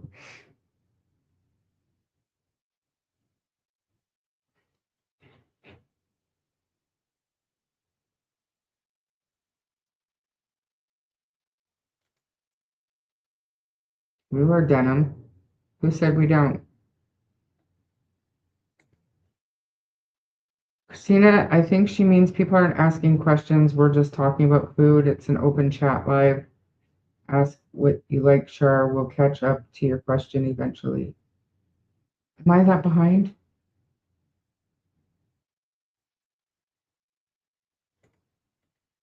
I have an entire wardrobe of denim. I even have denim coats, like denim jean jackets. And when I used to have to go into work, I'd wear them, and people would be like, "Oh, jean jacket." Fuck yourself. It's comfortable. Sometimes I need to worry.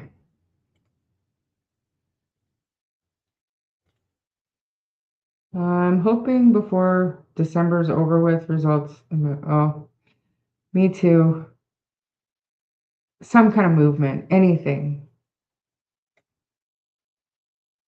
Which did everybody see or listen to Ninji when she got her response from the RCMP? I'm not doing this to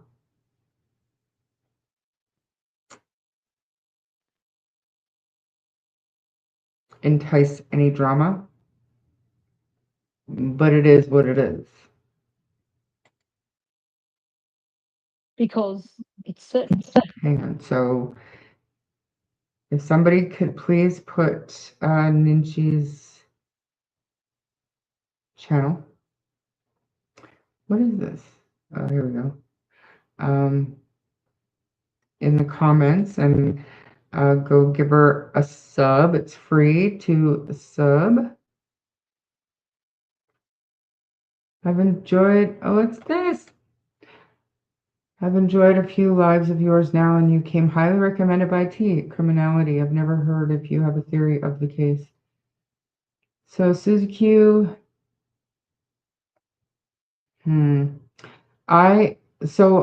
this is one of the things that I want to ask the creators on Friday, because not a lot of people put any much thought into the fact that the scent dogs lost the kids' scent at the end of the driveway at the road. And I was stuck on that since we heard that.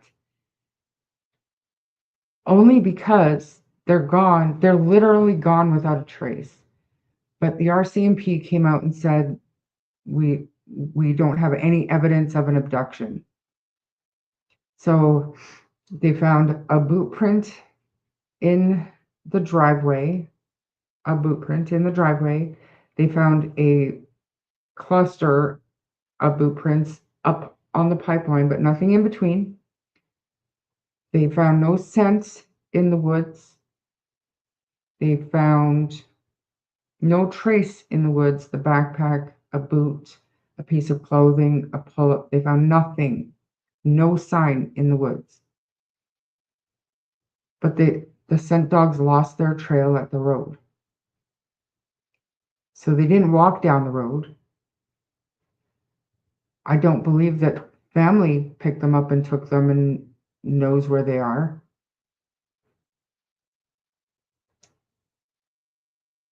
My theory about the case, my own personal theory about the case, is either something tragically accidental happened Thursday night in the home, or Lilly poking her head in and out a few times in the morning, hearing Jack wrestle around, hearing them out in the yard, if you believe that. I believe it's possible that Lilly wanted to go to school that day. It's possible that Lilly didn't know that she was staying home that day. And it's possible that Lilly got Jack ready and walked to the end of the road to catch the bus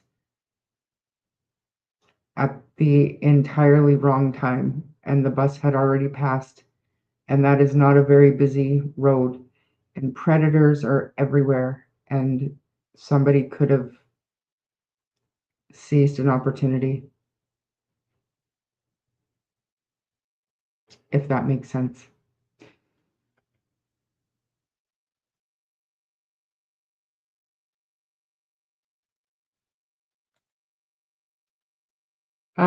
Well, you want to get me sued? Is that what you're trying to do? I'm not stupid. I can talk about it. I can say why, but I'm not going to poke the bear. I did nothing wrong. I stand by every syllable that I said. And the one thing that I misspoke, which I only did after speaking correctly and getting worked up, because I went back and I watched it yet again. I said bloody sweater at first. Um, I corrected myself the following live stream about the blood soaked sweater. The word soaked shouldn't have been put in there, and I corrected myself the very next live stream. Other than that, I did nothing wrong. So I don't mind talking about it. It's not a secret. And am I going to put it up and poke the bear? No.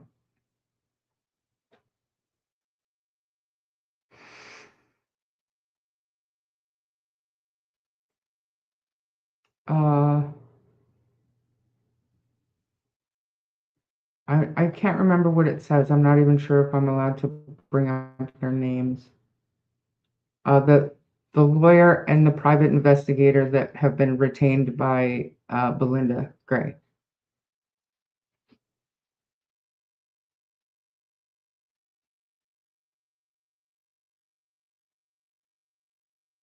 There's, I mean, there's there's very little I can say to make people understand and believe me when I say I have knowledge of the justice system here and what I can and can't do.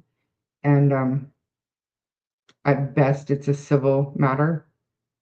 And if they decide to go further with it, I mean, it's their dime because I did nothing wrong. And I put that on record. I did nothing wrong. I've often thought this about Lily wanting to go to school. It makes sense because they didn't know what Jack was wearing. They weren't even sure what Lily had been wearing. Their boots were gone. Jack's coat was gone. A big sister might think, get your coat on. It's cold out. Get your coat on. Come on, Jack, let's go to school. I got my backpack. It's possible. No, I'm not going to do that, Diesel. I said I'm not afraid of it. I did nothing wrong, but I'm not gonna I'm not gonna spit in their face either, unless they do anything else stupid, and then they can sue me. I don't care. I think that like I said, I think that the backlash from my live stream was not something that they had anticipated, and they blamed me for the backlash that they were receiving instead of looking in the mirror and blaming their own decisions and their own actions and the words they chose to use the night before. So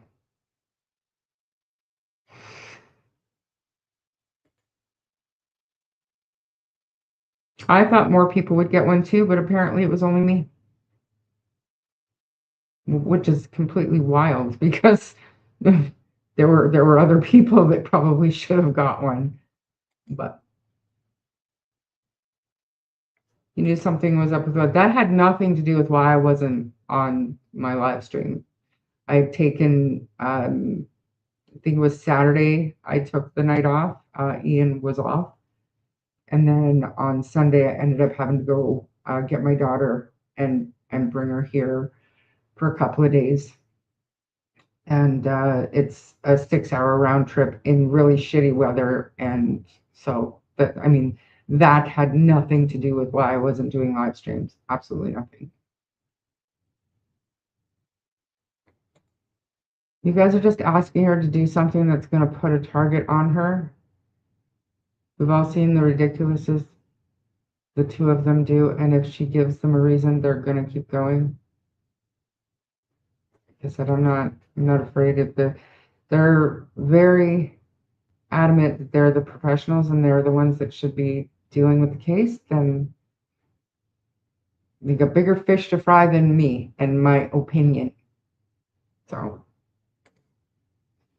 it was probably an opportunity for a predator if they were waiting for the bus, especially if this person drove by and then came back and then drove by and said, "Hey, do you want to come?" Yeah. I realize that the, the possibility is so low. I realize that.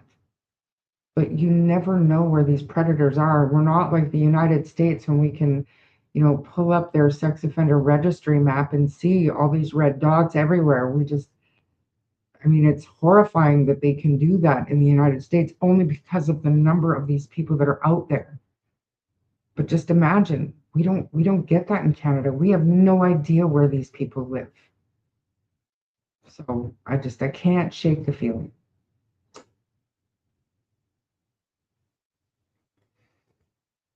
That's freedom of speech, especially when you say "in my opinion," which I went back and I meant to count how many times in my transcript I said that, but just watching it, I said it enough. Every time I said something that might be considered not even slanderous, I said, "in my opinion." So, it's what it is. Yeah.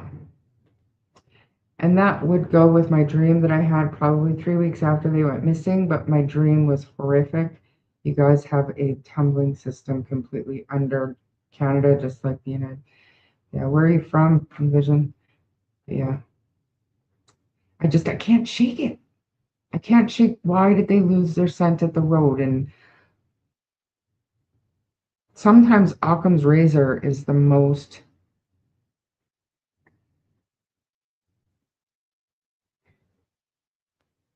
it's such it's a long shot that there was a predator at that exact time, but people get struck by lightning. People win the lottery and kids get picked up by predators. And yes, even two at the same time. Two little ones like this. Yes, it happens.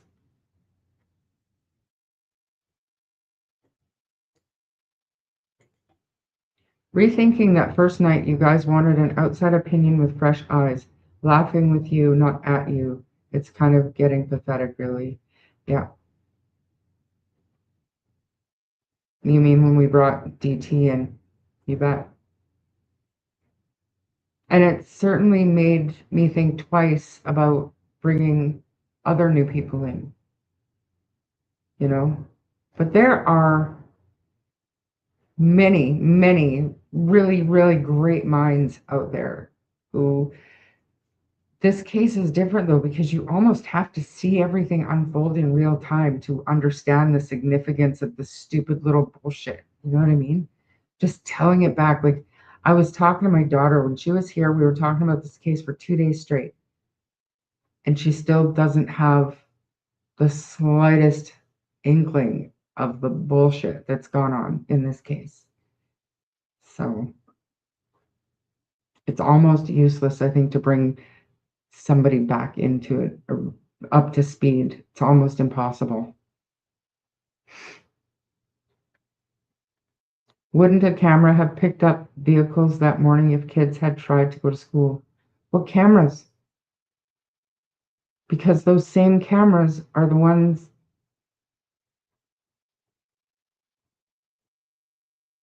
No, I don't know. I don't know. CRCMP was asking for camera footage like 2 days or 4 days before, or whatever it was, April 28th, I think.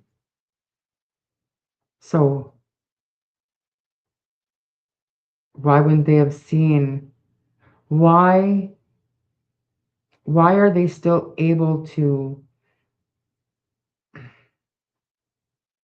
say that Malaya's family took them, or anybody took them and had them hidden or whatever, if there's cameras in the area that could rule that out immediately? You know what I mean?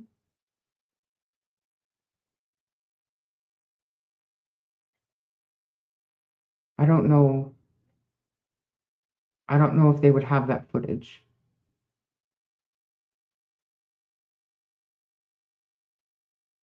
Does that make sense? Yeah. Both parents said that they didn't know stranger danger, which blows my mind. You have made complete sense from the beginning of this case. Your knowledge of the justice system, along with your logical thinking, has made me believe you 100%. Thank you, Ernestine. And because just know that I'm not going to put something out that I either don't know to be a fact, or if it's my opinion or my speculation or a rumor, I don't clearly say this is my opinion, my speculation, or a rumor. I clearly state that. I do not put anything out there and pretend I know it to be a fact if I don't. And I can't remember one thing that I've put out there, like information wise, says, oh no, I know this for sure, for sure, for sure.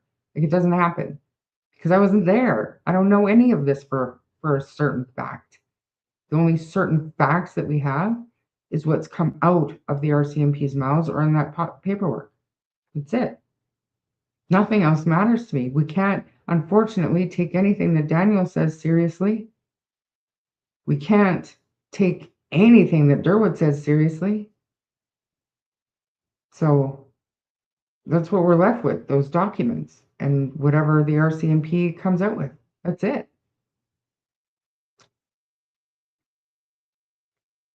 Hey, Ron, Mexico. DT is looking at it objectively and applying the facts. Don't understand how people dispute it. It's like people don't understand words.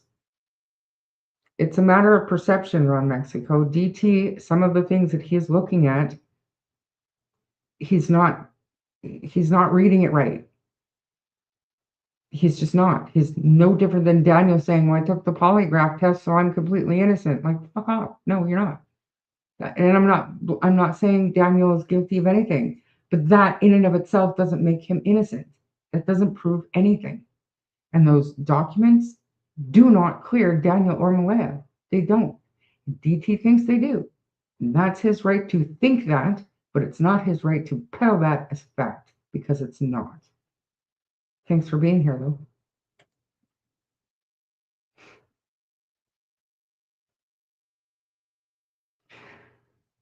So I have made this clear to my mods, and I'm sorry you missed it, but I welcome Daleen or Chrissy in here. If they want to come in here and be in here under their own names, absolutely, 100%. They can come in here. What I ask they don't do is come in here and start shit or just start defending themselves against absolutely nothing that's going on, because I do not intend on talking about them.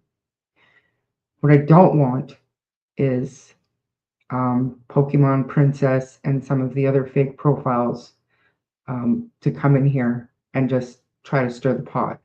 And those fake profiles, even if I suspect that they're the lawyer or the PI under a fake profile, those are the ones that will be blocked. That's just it. Real names, perfectly welcome, 100%.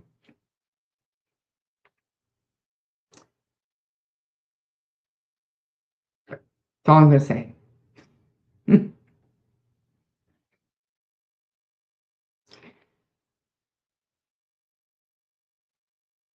And I mean, you guys are perfectly, I have no problem with anybody that wants to believe that way.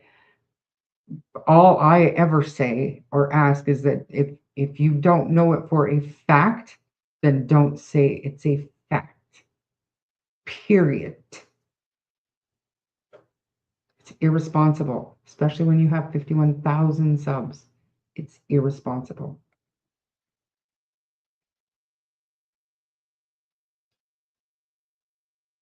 We're going to be nice, Diesel. And I mean, it might. It's all a matter of perspective. And they can perceive it however they want to. Just don't say it's a fact because it's a not. It's not a fact. You can even find like air pockets, like little pipes coming out of the ground in the middle of the wilderness, and that means there's underground tunneling systems. Oh, that's a long one. Or everywhere. I mean, everywhere. I've been researching them for the last 10 plus years. Okay. Are you, and I mean, I missed some of your other messages, I know. So are you saying that the kids could have fallen down one of these? Totally get you. Gotcha. 100%. How did they get to them? Because there's no prints, there's no trace, no scent, nothing. So if the kids went out earlier and went to the road, yes, there's a possibility someone seen them and stopped in a vehicle and took them. And Janie was told to say she heard them because of CPS. Maybe. But I mean, even the way I thought it was maybe Janie did hear them, you know? Maybe she really did hear them, but maybe that's what she heard and she just didn't know. Them getting ready and happily heading out to the bus that was never going to come because it had come by, what, 2.5 hours earlier? It's sad that in this mess, that theory, that 1 in a million chance that a predator saw those two little kids at the road makes the most sense out of all of the theories. That's got to tell you something about this case. I think the parents' cell phone apps could have picked up everything from regular conversation. We don't have FBI, we have the RCMP, but they do. They took their cell phones. They got the cell right, the metadata, all that stuff. They do. Why do you think Daniel would keep pushing to the fact Malaya did something with the kids if there's a chance they were abducted? I've always thought it's a high possibility.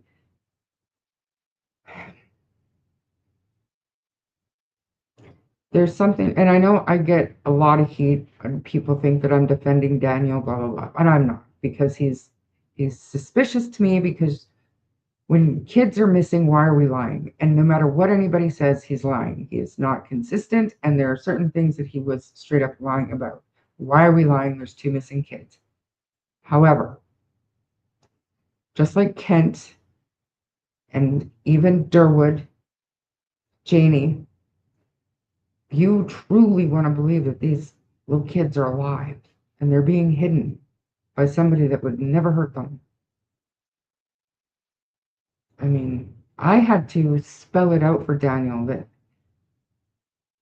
because he kept saying no abduction, no abduction. The RCMP say no abduction, but they're giving weight to the kids being taken by a family member or something.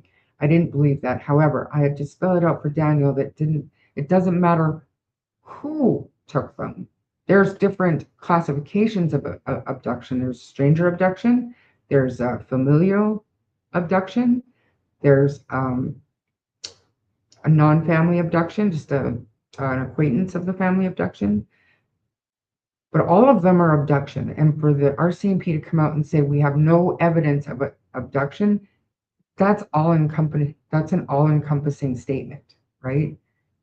But I, on Friday, have a conversation scheduled with a friend of the family who is an active RCMP officer. And I'm not going to ask him anything about Jack and Lily's case, obviously, because he lives and works and serves in Alberta. But what I want to know is what types of things can he think of that would cause the RCMP to come out and say publicly, we have no evidence of an abduction.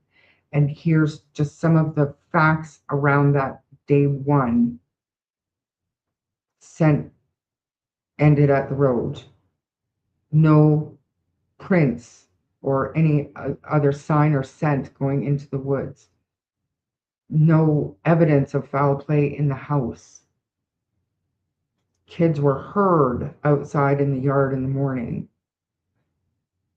What in that small group of facts could investigators deem, like, how can they take that information and turn that into no evidence of an abduction? I get it, they don't have evidence enough, they don't have the criteria for an Amber Alert, I get that. But to come out to the public and say we have no evidence of an abduction, that as soon as you heard that, even now, still to this day, even though this is not what it is, but people take that as they weren't abducted. The RCMP said they weren't abducted. That's not what they said. They have no evidence of an abduction. Totally different. But why did they say that to the public so early on? Because had they been abducted, even without an Amber Alert, you would want people to be keeping their eye out for them. And had they not said that, maybe, and I'm just speculating here, but maybe Malaya would be more active looking for her kids. Maybe. But if they don't believe that they were abducted, you'd have to think that as a parent, I would want to know what the police, what their theory is then. You know, if we're not looking far and wide for my children, then tell me what you think happened. What, you know? So I have to hope that they've done that with Daniel and Malaya. And if they've ever said anything like that to Daniel, he's never said that to me. Hey, Firehorse. Who got timed out? Anybody?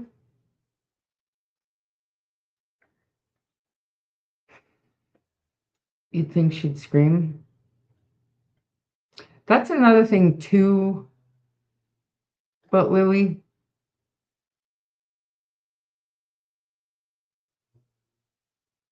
I don't think that she ran around screaming like she did in that birthday video. Um, some kids have a hard time regulating their emotions, and maybe she got super excited and was screaming. Like, what did he say that got him timed out? It would have had to have been ignorant. Um, we don't time people out here. We've been through this, guys. Don't really time people out here unless they're being ignorant.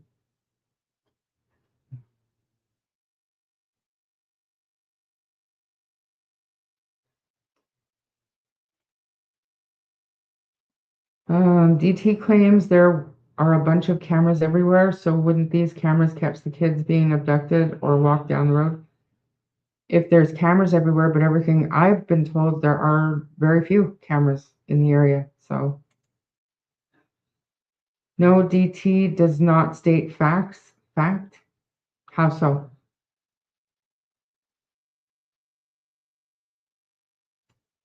How so? From what I've seen, he sure does. He's you know, he talks to the people closest to the case. He's law enforcement. He knows how these things read.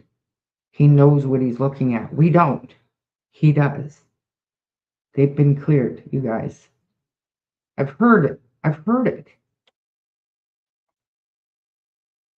He's, if those kids were in those woods alive, were they where they were voices and screams would be heard.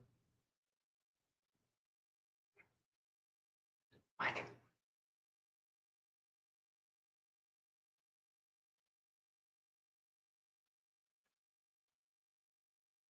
Me to have truth serum?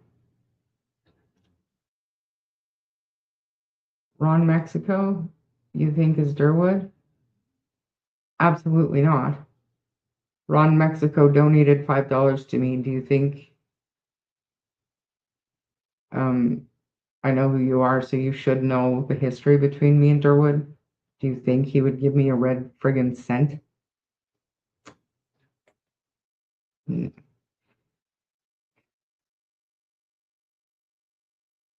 Ooh, I didn't do anything wrong.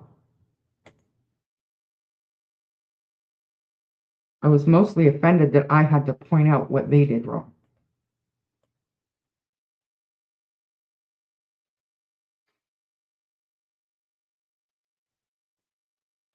Why are you howling? You haven't seen that?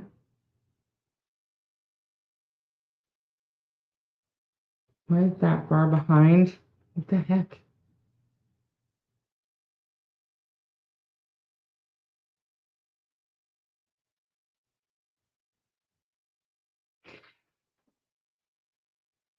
I shouldn't talk too much about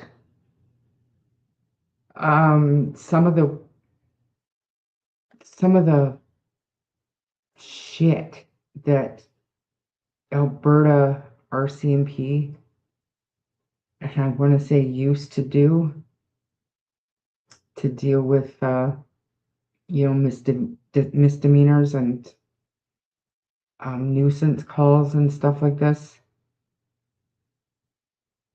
I'm not going to talk about it, but I wouldn't doubt this, but I wouldn't. Ori, what did I clarify? You keep your channel. I try to, and if I can't, if I'm in that mood, I don't do a live stream. If I can't help myself, I think we should do that to Daniel. Time upside down. Sounds of things, he might like it. DM should just call an Uber when he's gonna have to.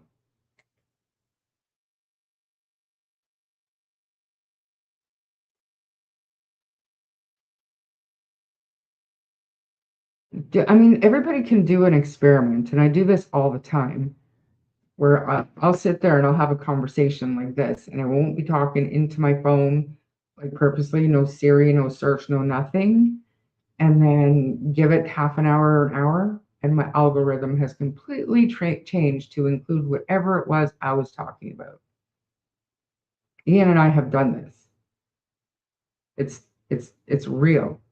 And I have an Alexa over there too. I know they're listening. I just don't have anything to hide.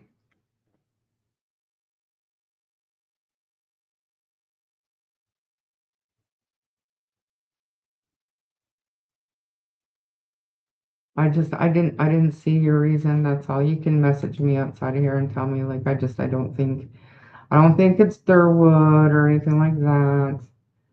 Um, if they walked to the end of the road to get the bus, would they not have been boot prints all the way? Yeah, but yes, yes. Here's the perplexing part of the entire case, because they didn't have any boot prints. They had the one, and then they had a little cluster up on the pipeline, but nothing in between. What the heck? What the heck? So, yeah,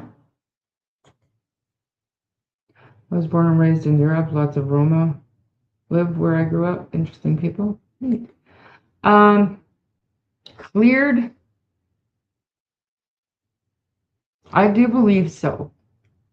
I do believe uh, Brian Ward. Say his name, guys. Brian. Mr. Ward has been cleared.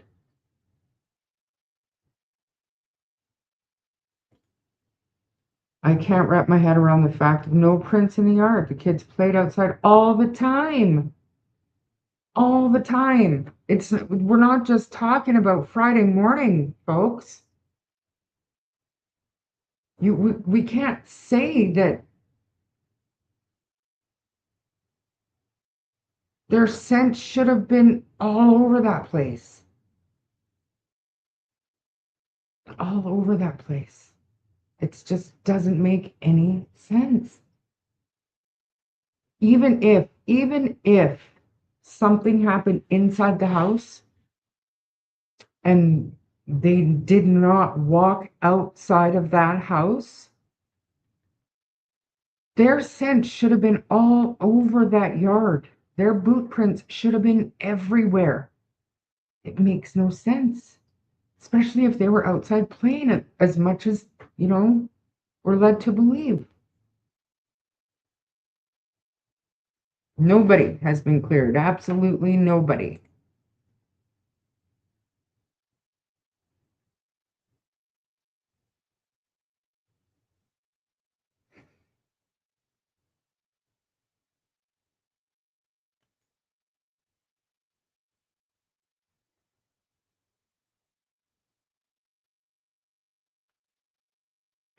Who blocked you guys?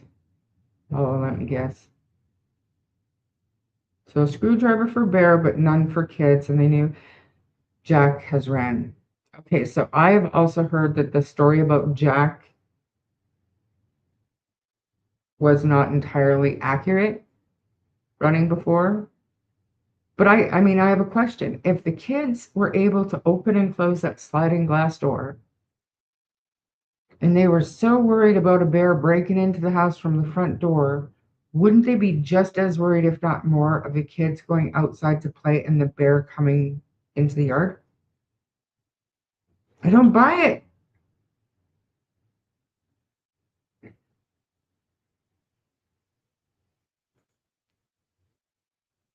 Our CMP said stranger abduction is a 1% chance. That's based on national averages and national statistics. There's no way to know if there was a predator driving by at that exact time of the morning. Yes, it's like being struck by lightning or winning the lottery. The chances are so low. Where are they? They're not on First Nations land. I guarantee you that. And I'm not even going to say in my opinion. The day they walk out of a reservation is the day I will buy Durwood a coffee and a plain cake donut because he doesn't get no frosting out of me. But I'm just saying. And I know people think that I'm crazy for thinking it's possible they were abducted. I get it. But other than that, the only other logical scenario is that something happened inside the house, and I'm not willing to go there publicly.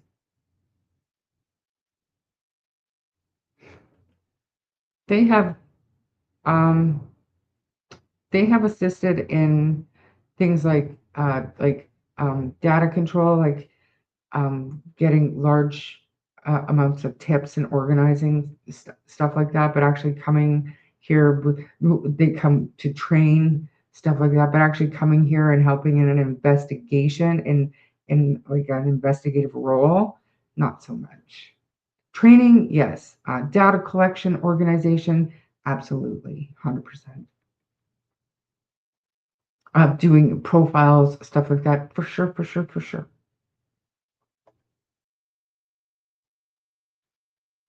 Abduction on Lansdowne Road at 8 a.m. or thereabouts in the a.m. This road is not well traveled. The RCMP said no abduction on day one. This had boggled my mind, right?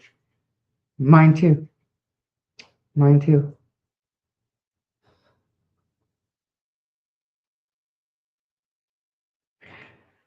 The kids being heard outside by Janie could be a lie. Yeah. Did you guys hear that? So rude. Um, or she heard them take off in Malaya's car. I don't believe that part either.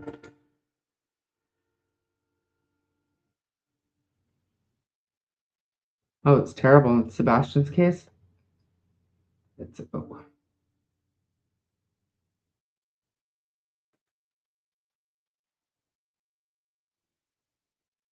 I suspect Daniel and Janie got cameras because people were stopping. Yeah, I mean, I would have.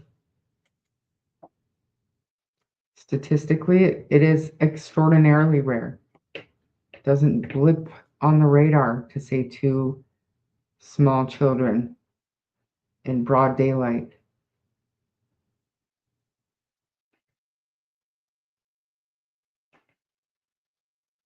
I have a question with no disrespect, but I am so confused. I see creators on other creators' channels chatting, but on their own channel, they have a difference of opinion. Why is that? I think that when you're a guest on somebody else's panel, depending on who the host is, it's sometimes easier to not really go along with that theory, but be more accommodating and I guess accepting of that line of conversation. Do you know what I mean? I mean, what would be, I don't know, for me to go up on, like, say if I went up on Sunny's channel and when she's doing what she does with Daniel and everything that he's done and his lies and stuff, generally speaking, I want to turn my camera off because I don't want to, I'm not going to defend Daniel because he's not done himself any favors with all the different um, versions of stories, and he hasn't been consistent, and he does have red flags for sure. So how can you defend that? Number one. And number two, it's Sunny's channel. And when I go up on Sunny's channel, or even when I was on Sunny's channel, I knew very well what she thought. And I knew very well how she ran her channel. And I still chose to go up there. So out of respect, you kind of, not changing your opinion, I don't think. I think it's more just accommodating other opinions that maybe don't align with your own without getting into a debate or an argument. That makes sense. That's from my point of view.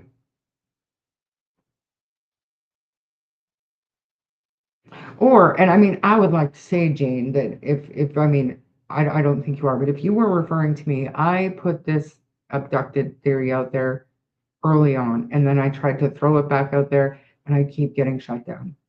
I keep getting shut down. So imagine the parents are lying, right? And right now, Malaya and Daniel are living with the fact that they hurt or buried those children somewhere. How could you? How could you? And maybe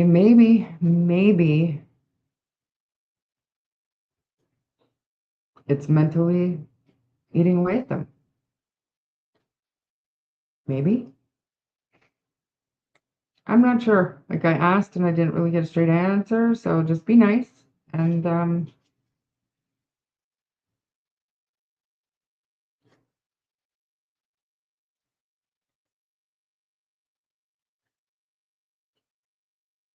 the one that he was timed out for, yeah, see, we don't time people out for that.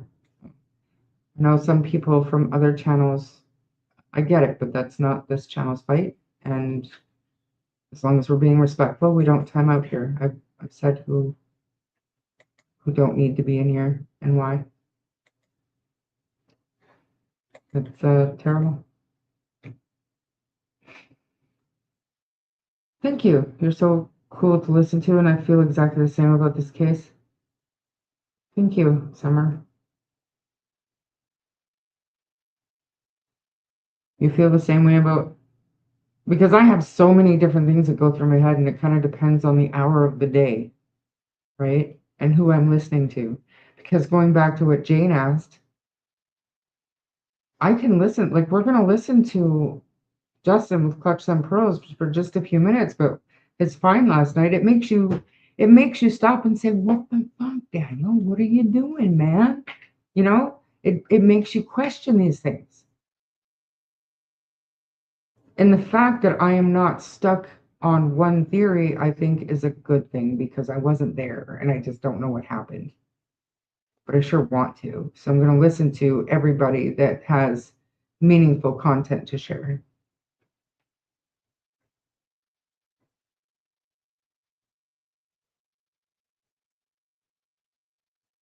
I'm not putting that up in vision, but I don't doubt you.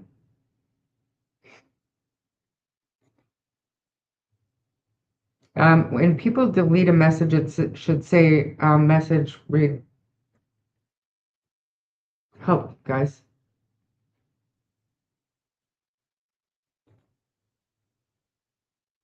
Ron Mexico is not Derwood.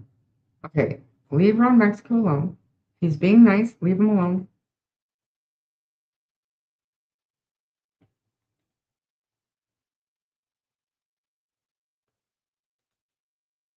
No, you do not.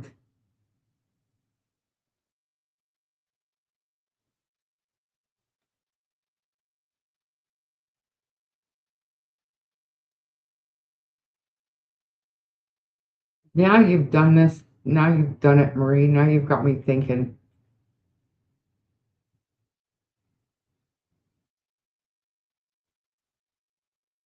Ron Mexico, if you're dealing, better hope I don't find out. Are you talking about Ron Mexico? Durwood would not give me a red penny, Wolfie. He just wouldn't. He might give somebody else a red penny to come and insult me or something, but he wouldn't do it. So,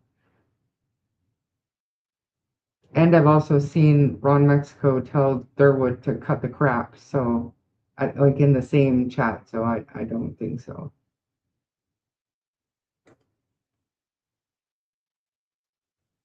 Oh, Universal? Yes, that's Durwood. Get him out of here. Where's Universal? I haven't seen him. But yes, that is for sure. Anyways, we were going to do this.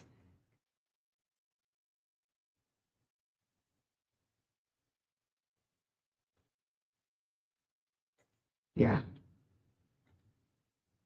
To block or ignore other participants. Who are you talking to or about? What is going on? You guys, can't we all just get along? I can't hit every comment. I can't. Char's channel, there's no need for a mod to question another mod. Right. If we have questions about why somebody's being timed out, then take it outside the chat. However, nobody gets timed out unless they're being ignorant or the people that we've talked about before. I had a cousin that would visit during Trouble's fourth summers to get him away from all violence then. He sadly unalived himself years ago, leaving behind 4 kids and a wife, 5 brothers and a sister.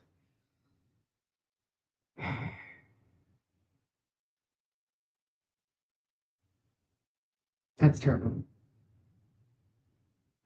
Shenanigans.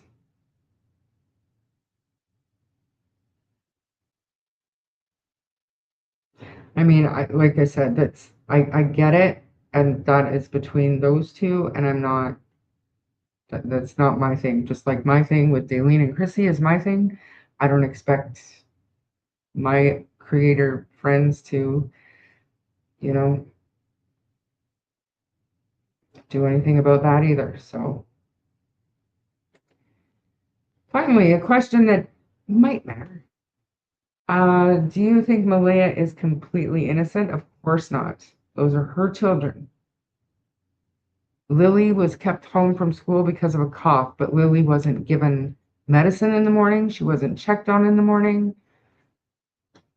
And she's missing, and her mother has not searched a day. So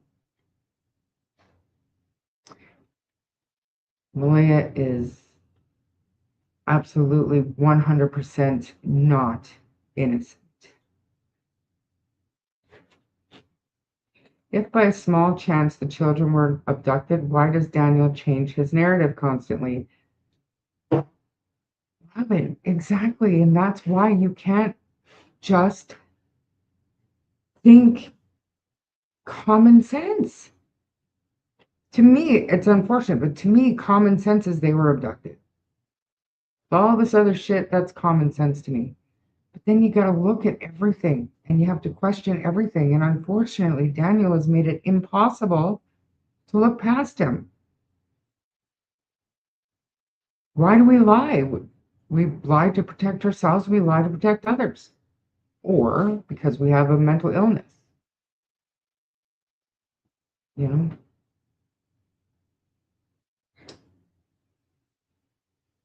When in Roma. Oh, the train. Am I that far behind? Holy shit. Anyways, I'm gonna play this Ninchi, and Harley just farted, so I'm gonna put him outside. Oh,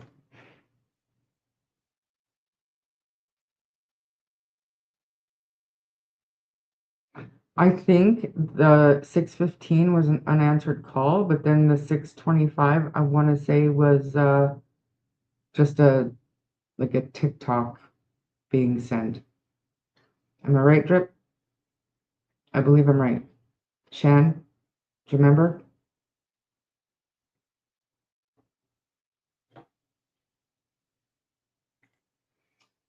Do you believe Malaya was sober that morning the kids went missing and she filmed her first TV interview where she couldn't manage to make sense?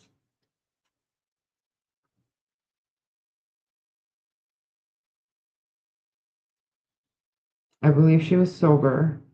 However, I've said many times that that to me looked like somebody who had been disconnected. Just a minute. For so long, that was a hell of a wake up call, a reality check with news cameras in your face.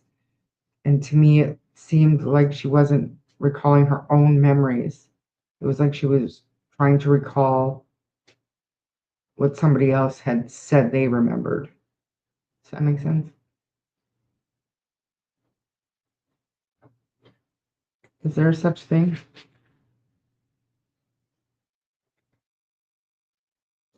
Like what kind of info?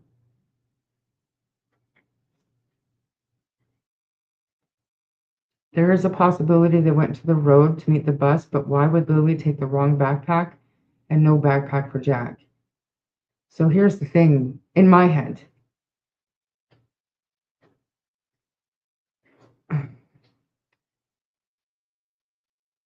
Lily loved her little strawberry backpack. She's the one getting ready. Maybe she just wanted to take her strawberry backpack to school that day. And why no backpack for Jack? It could be as simple as she's 6 years old and has no business getting a 4-year-old ready for school. Like, I don't know. I mean, I don't know. If they were neglected and left outside a lot on their own, it's totally plausible that an acquaintance that recognized lured them. Yeah, but why? You got a motive for me? An end goal?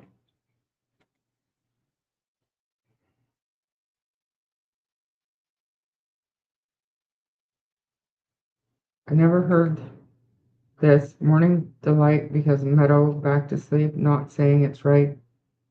But off the kids go, school is done.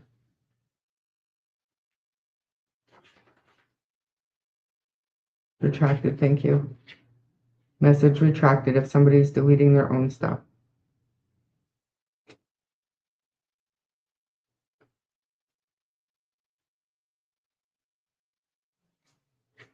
Ooh, his belly's really going at it. You guys see him? Hi, Hardy. I have to put him out. I'm sorry, I'm gonna play Ninchi now. So I can deal with my boy. Um, it's only gonna be, I might end up playing the whole like 5 minutes, but go sub up to Ninchi. Full credit, Ninchi. Ninchi True Crime. Right here. Um, we're gonna listen to her read her email to the RCMP and then their response. Okay. And Harley's thanks y'all in advance for your patience so he can go outside and then have his dinner. Big screen, mute, for their own work. Now, I'll skip reading through the part where I've got the timestamps and I've described each of the allegations because I've just gone through that with you. So I'll just go with the body of the email. So, hi, Alison, I'm contacting you with regards to the allegations being made by a private investigator, Chrissy Travers, formerly of Please Bring Me Home, with regards to what she claims are failings by the RCMP in the investigation of missing children Lilly and Jack Sullivan. She recently appeared on the Drunk Turkey show as a calling guest, identified herself and said she was working for lawyer Darlene Thomas. Then I'll put the link for the video. At the bottom, I've said, I have complete faith in the capabilities of the RCMP with regards to this case, and am also aware that this PI has made claims against PDMH, which have proven to be false. So I wish to make it clear that I in no way align myself with this PI or with any of the allegations which are being made by her. Kind regards. So this is the response that I received. We're aware of the recent online claims suggesting that the RCMP has misplaced or ignored evidence in the search for Lilly and Jack Sullivan. They are categorically false. No evidence has been lost. Every piece of information received during this ongoing investigation has been meticulously documented, assessed, and acted upon, whether deemed legitimate or potentially relevant. I think that was meant to say potentially irrelevant, but I'd imagine that this poor woman puts in so many hours a day dealing with emails relating to this case. So I don't blame her for a small typo. To date, investigators have managed more than 1,040 tips, resulting in over 1,330 distinct investigative tasks. So she's telling us here they're working their asses off on this case. Amid the spread of misinformation, rumours, and speculation, which is not helpful to the investigation, the investigative team remains committed to pursuing every credible lead and determining with certainty what happened to Lilly and Jack. Now, obviously, she can't go into specifics when it comes to the particular allegations that have been made by this woman, but she's made it pretty clear here. These allegations are categorically false. And she's pointed out that they've not lost any evidence and that they follow up on everything. And I think when you look at the fact that they've had more than 1,040 tips and they have resulted in over 1,330 distinct investigative tasks, that shows you how much work they are putting in with regards to the tips that go in. Because clearly some of those tips are resulting in multiple tasks. At the end of the day, this response shows us, first of all, that the allegations that are being made are completely false, but also that the RCMP is dedicated to this case. They are still working their butts off. They are following up on every single lead that comes in, every tip that comes in. They are committed to achieving a resolution. You know, the investigative team remains committed to pursuing every credible lead and determining with certainty what happened to Lilly and Jack. So hopefully that clears things up. I know this has been a slightly shorter video. This is actually not the one that I've had queued up to record. I had everything in place, ready to go. Then I checked my emails and saw that I had the response back. So I thought I would just jump in and do this one. So on that note, thanks for listening. If you are new to my channel, please subscribe. Also, please hit the like button. That gets my videos out there into the algorithm, gets them seen by more people. Also, feel free to share my videos. I have noticed that there are people that share my videos in some of the Facebook groups, and I appreciate that because it does get my videos out there to a wider audience. And of course, a huge thank you to the people who've been doing super chats, super thanks, and buy me a coffee. It is definitely very much appreciated. So on that note, thank you, and I'll catch you in the next one.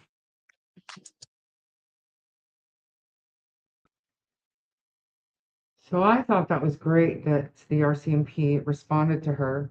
And I don't know for sure, but I've heard rumblings that they might have a response to Ninchi's live stream here. So I do look forward to that. Um, as much as you can look forward to it because it probably just lends to more drama. But anyways, next I wanted to hit on no, Ninchi is not coming on our panel. She is in a completely different, well, 14 or 15 hours difference. And I think 6 is enough, and it's not my choice who comes up anyways. It's kind of a group decision. So now I want to show everybody who watched Justin last night. Who watched Clutch Them Pearls last night? This moment was, I'm not gonna lie, it was kind of epic. I love watching people get excited when they find something or they realize something and they're, you know, it's good. It's good to see. So we're gonna rewatch Justin's moment last night, and then we will. He just about did, AJ. He sure did. It was great. So we're gonna watch for a few minutes. We're gonna relive it with him, and then we're gonna talk about what was found out. All right. I want to. I have to reshare it so the audio comes through. How long have I been on? 2.5 hours.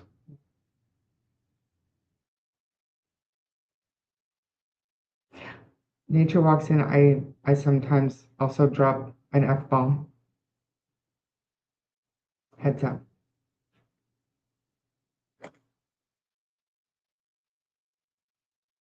All right. Here we go. Oh, are you talking about my windows?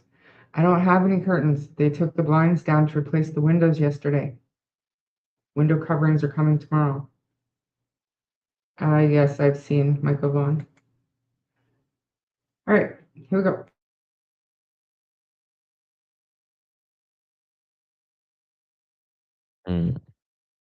Okay, I need to see if it's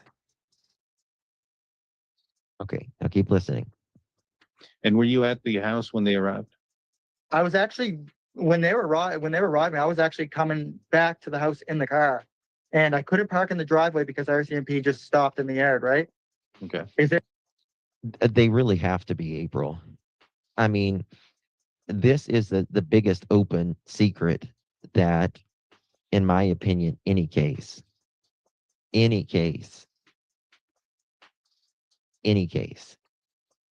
right? Now listen here. They were just starting to walk down and talk to Malaya. So what I did is I parked the white Nissan Pathfinder. Fuck me. Oh my God. I just fucking caught it.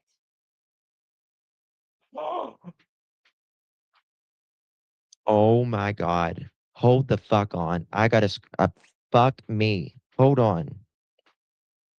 Oh my God. I just caught it. Did you hear it?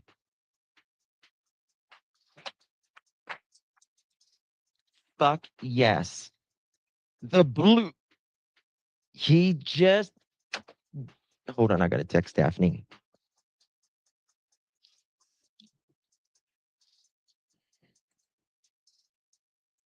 He just fucking. Hold on. Oh my God. Hold on. I got to screen record this so we can see it up close.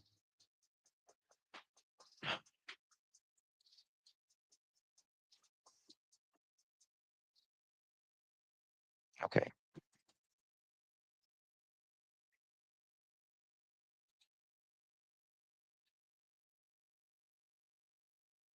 Fuck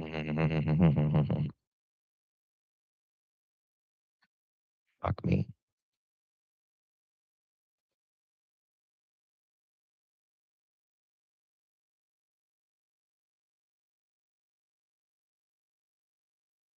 Hold on. Give me a second, guys. I gotta take this music off. Just hang on, Belinda. He goes through it real slow. Just wait. It,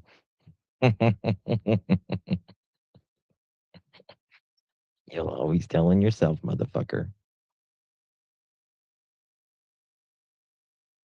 And I fucking am here for it.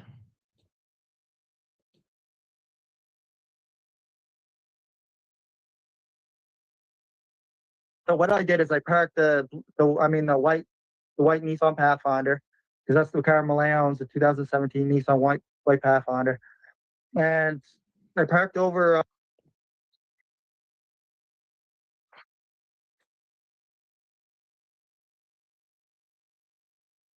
Or just motherfucker.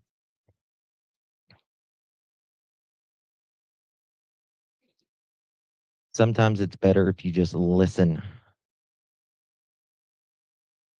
1 second.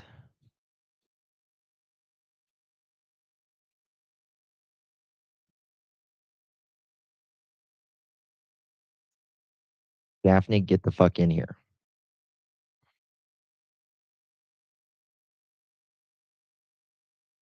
Let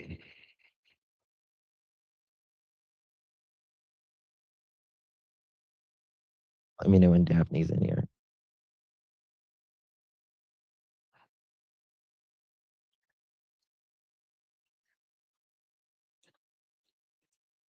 The fucking internet would hurry up. Okay. Here we go.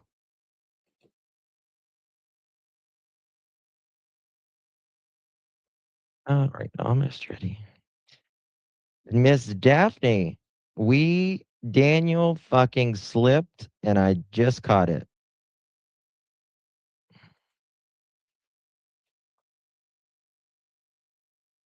Hold on. Motherfucker. Okay, here we go. I'm going to slow it down a little bit.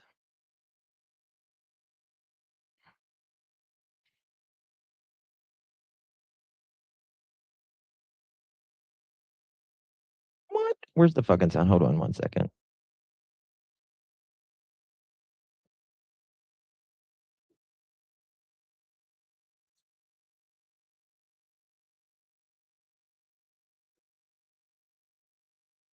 Why is there no fucking sound? Did I not have the sound on it?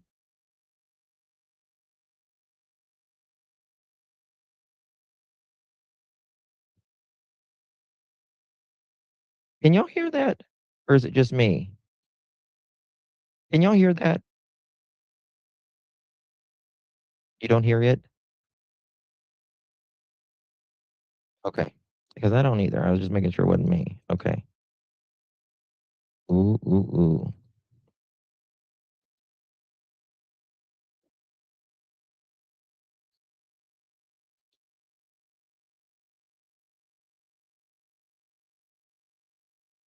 Let me just refresh it, make sure I'm not fucking it. Maybe I didn't do it the sound. All right. All right, Daphne, here we go. I'm going to redo this again. Daniel fucking flipped big motherfucking time. And we just proved Brad was fucking right.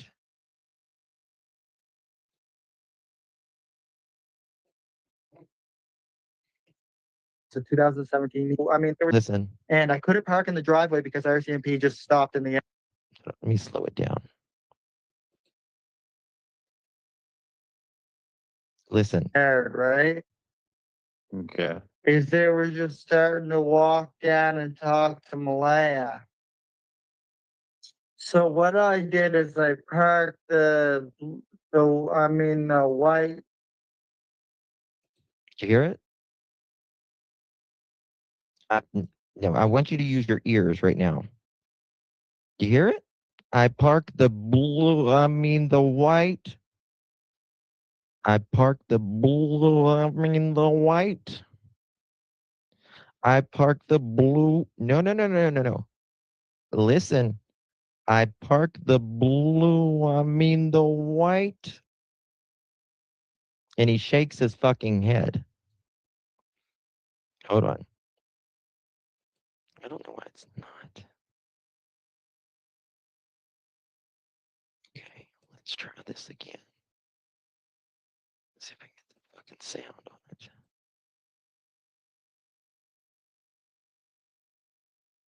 Here we go.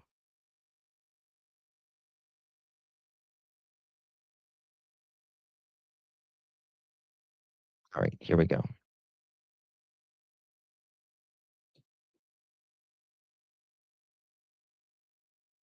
White Nissan, white. What I did is I parked white Nissan Pathfinder. Okay. 1 second.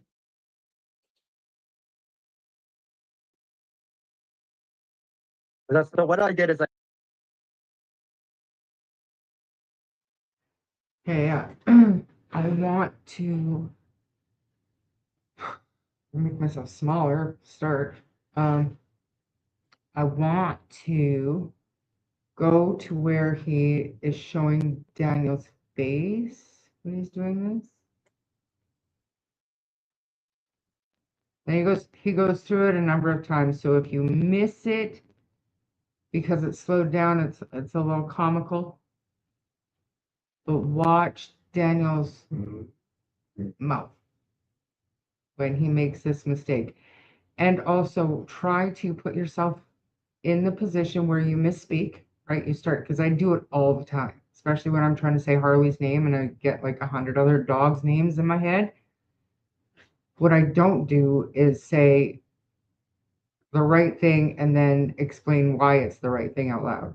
You know what I mean? Like I don't say do Harley because Harley's the big blonde dog. I don't describe. Do you know what I mean? Like I don't explain. Anyways, let's do this. Watch his mouth. white. What I did is I parked white Nissan Pathfinder.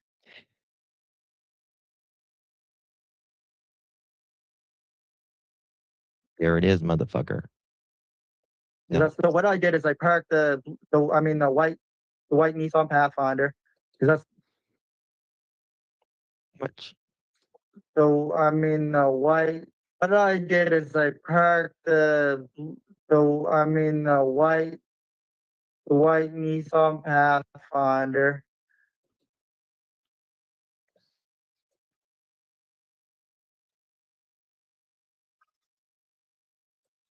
So what I did is I parked the white Nissan Pathfinder. Because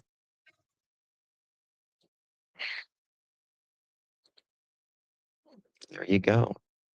There you fucking go. I parked the blue, I mean the white.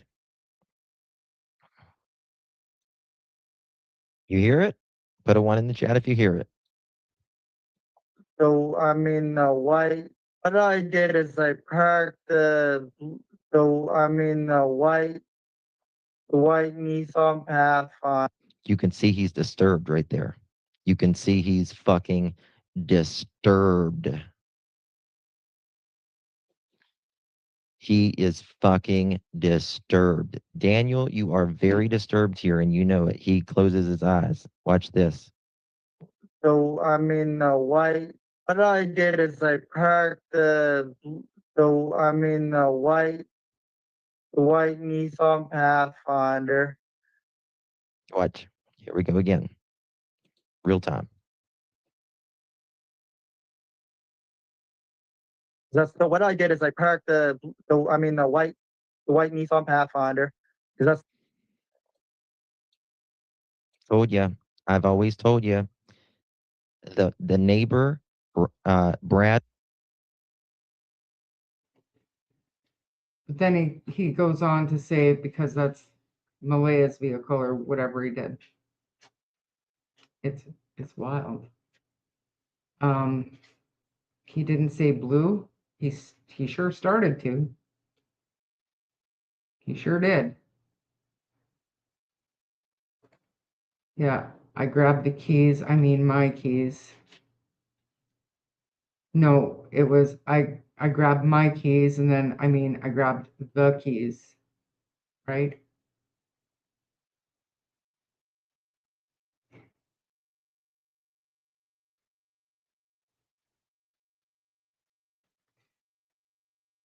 Even if you don't hear it, he's still saying, I mean the as in he tripped up and corrected it.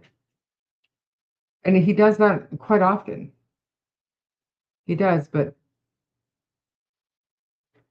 was he talking about something to do with a blue or black car before that? I don't think so. So, I mean, when you misspeak, it's something related to or something you were just speaking of is usually the reason for slip ups like that. Do you know what I mean? You didn't hear anything? Do we need to replay it? Do you want to see the moment? Everybody's probably saying, no, I don't want to watch it again. I do.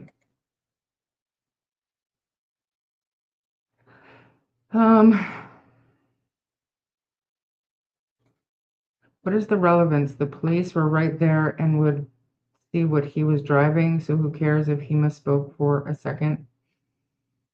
It's getting memories mixed up, Ron, I think is the insinuation here.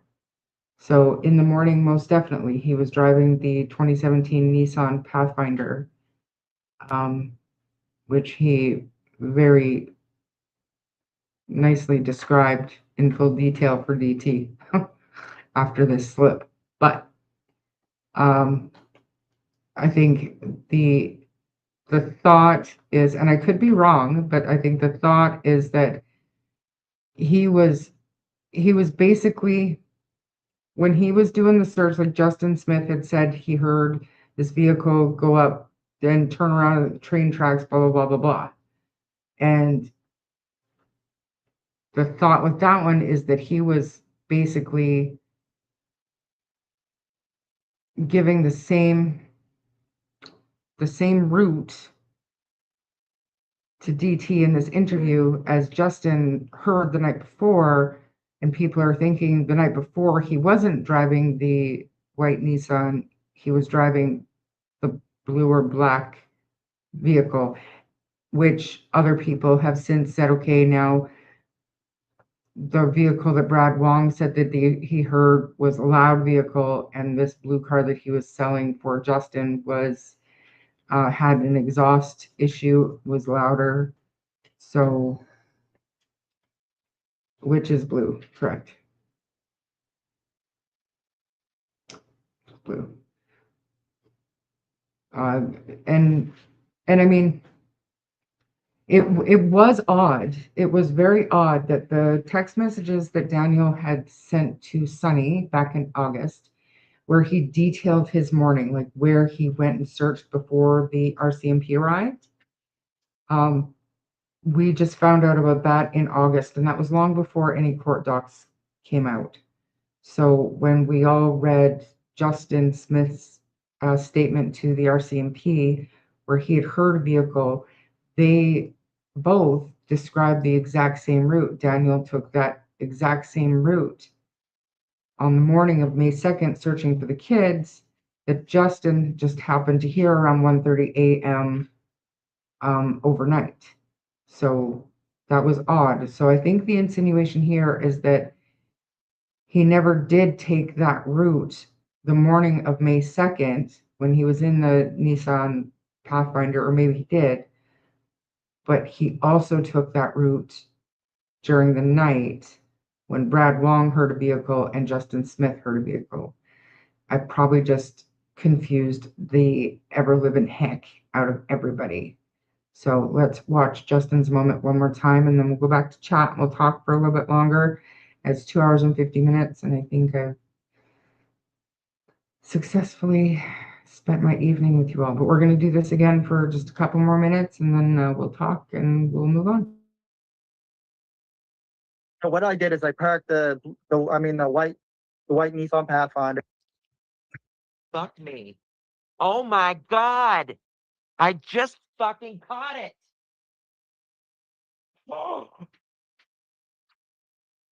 Oh my God. Hold the fuck on. I gotta, fuck me. Hold on. Oh my God. I just caught it.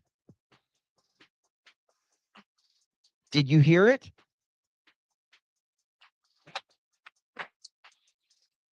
Fuck yes. The blue. He just. Hold on. I gotta text Daphne.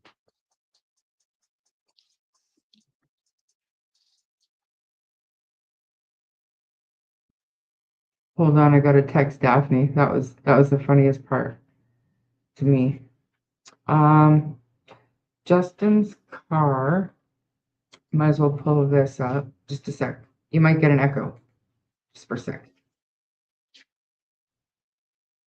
All right. Give me 2 seconds, guys. How do I get out of Messenger? How do Got it. Figured it out. Okay, I will pull up this picture of, I don't know, Wolfie. We'll see. That's not it. That's not it.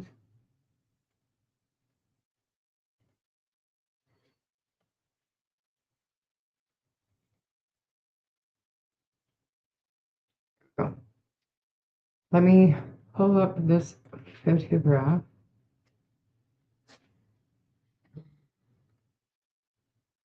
So dramatic.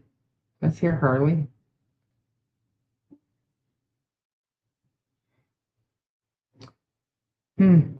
So it says, this is my brother's car. Please text or call. My brother has a 2009 Subaru Impreza with whatever kilometers, mostly highway driving. Car was a lease before it was bought.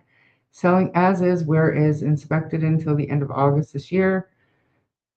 For it to pass again, it will need the rockers done on both sides, and exhaust will need some work, and it will need back shocks and wheel bearings in the back. The car had the head gasket kit, including the timing kit and clutch, put in approximately 16K kilometers ago. For features, it has sunroof, heated seats, heated front windshield, tinted windows, 2600 or best offer.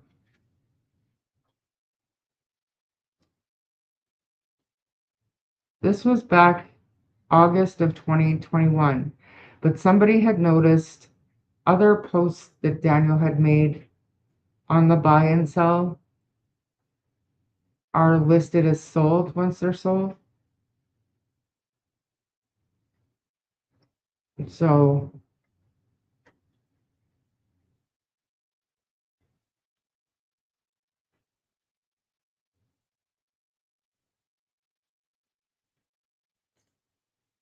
where's this coming from? This bit about Justin staying in the RV. I'd rather stay with my.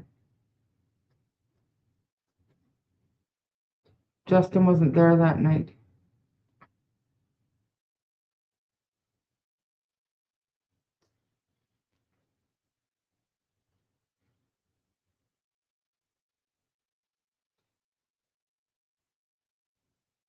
So, and I mean, I'm not trying to say that this for sure is the car, but it's a possibility. Loud car, right? Exhaust issues.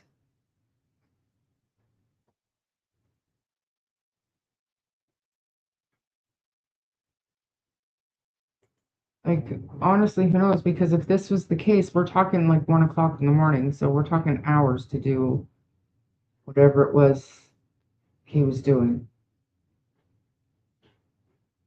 If it was indeed Daniel driving around between 1 and 1:30 in the morning, right?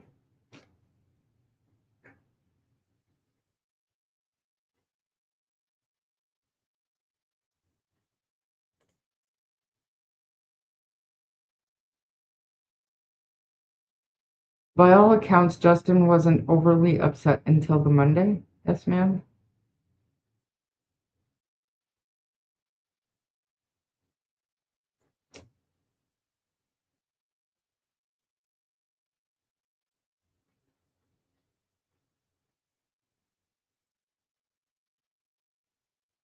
Kind of looking through chat to see what.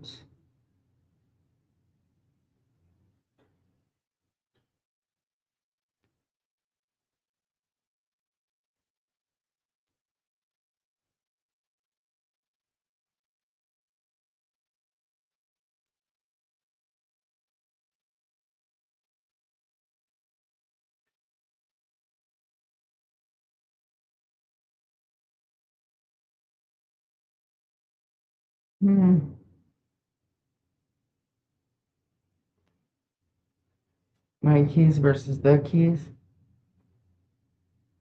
I know that's something that Sunny wanted to talk about probably on Friday. The keys. You know, we got those keys, the picture of the keys from the water heater in the bathroom sent to us by, I believe it was Haley.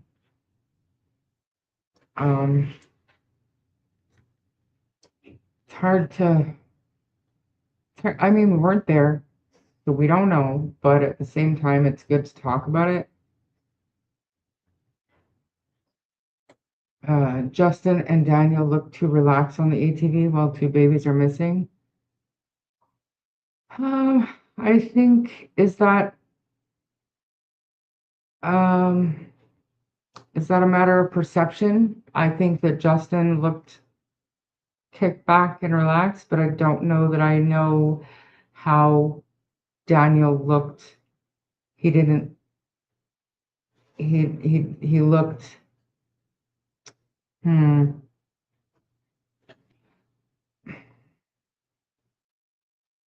I don't know. Like leaning over like that, to me, that's more of a, I don't know, not exhaustion, but more of an anxious stance when you're kind of bent over leaning on something with your head kind of down. Do you know what I mean? Like, I think it's a matter of perception.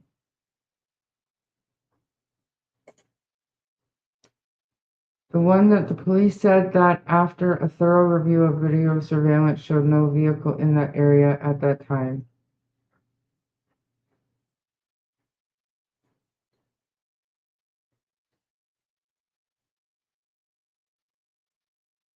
Yeah, but with the video, I don't think there's video of Gerlach Road itself. So I don't know. We've heard that there are very few cameras in the area.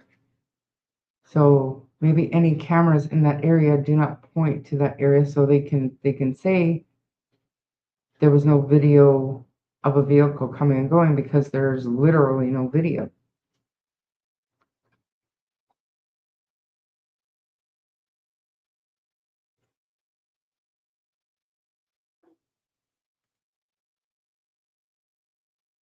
Justin was not staying with his mommy on the Thursday night. I don't know why I have to say that almost every single live stream.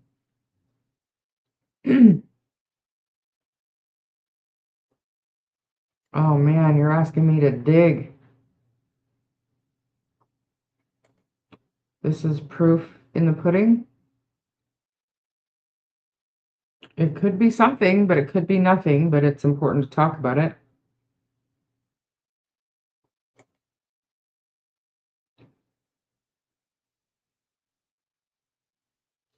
Everyone involved and family members seem to all be relaxed and be on YouTube channels and TikTok. Are you telling me that Janie seems relaxed to you? Because I disagree.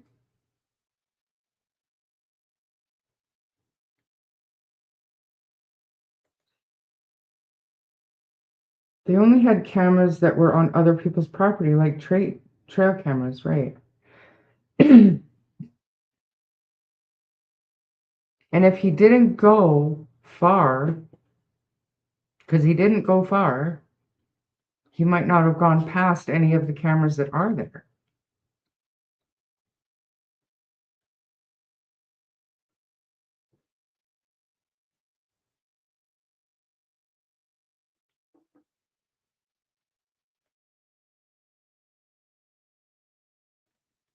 The only thing that I've heard about Justin's emotions is from Belinda, who said that Justin was extremely upset on Monday.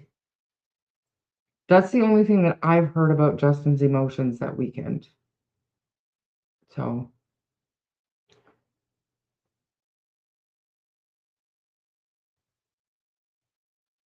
oh, good. Okay. I need to unshare this so I don't dox people. But Melissa has been good enough to share said photo so I don't have to dig.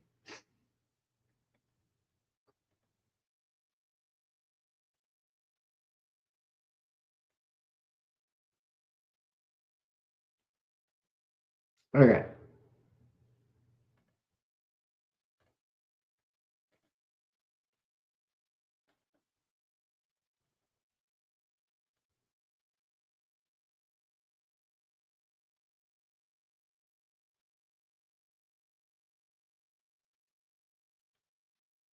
They reviewed footage from the area, but if there's none, I don't know. Maybe you're right, but I mean, you have to admit maybe you're not. So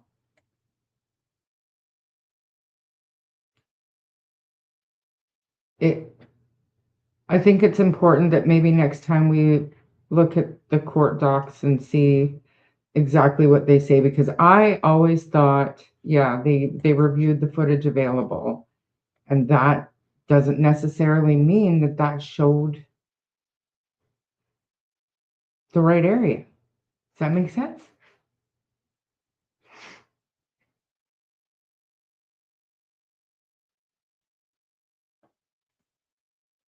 Men do cry. He could have been close to the kids. Right. And how terrifying would it be if you thought they're in the woods and we're going to go out there and we're going to find them on Friday? And then Monday comes around and still no trace of them. Even for a man, that'd be pretty devastating. In the DT interview, Daniel also clarified looking at the time and making a joke out of it. Worth looking at that too. He has a watch but still grabs phone for time, therefore he knew the time. Yeah. In all fairness though, like I wear this, rarely check the time.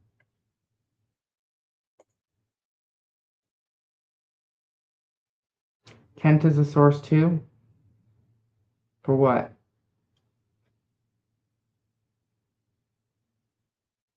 But I know what you mean. I know what you're saying, Mary. I do.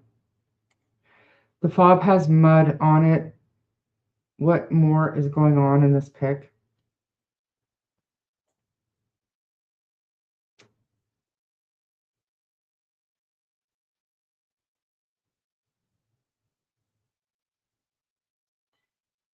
I believe, if I'm not mistaken,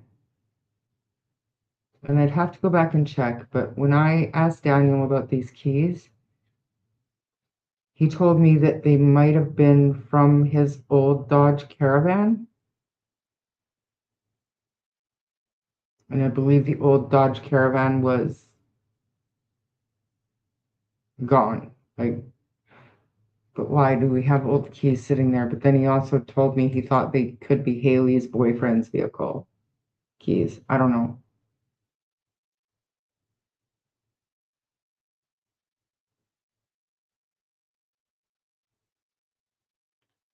Who was his interview supposed to be with?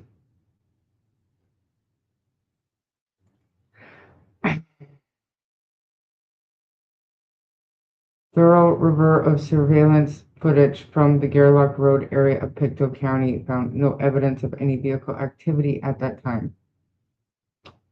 Again, we wouldn't know what cameras were available in what area, and if they came, like if the view of those cameras would have that very small area, like it, it's not like a kilometers and kilometers long that we're saying that he traveled. It wasn't that, I can't think off the top of my head, but it wasn't that long of a distance before he turned off. And then again, not far before he turned off and then turned around and came back. Like he didn't go past a whole lot of places with cameras. And from my understanding, if we're looking at it, most of the area,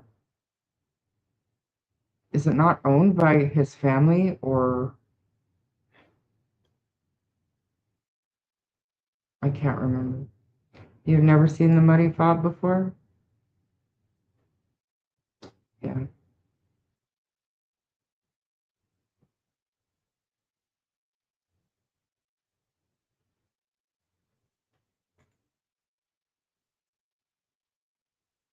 Correct. Thank you, C Legal. RCMP left the camera issue you must read every word to understand it all. Same for this being a missing persons case and under the Missing Persons Act. Not the same. And they were very careful in their last TV interview to say this is a Missing Persons Act investigation.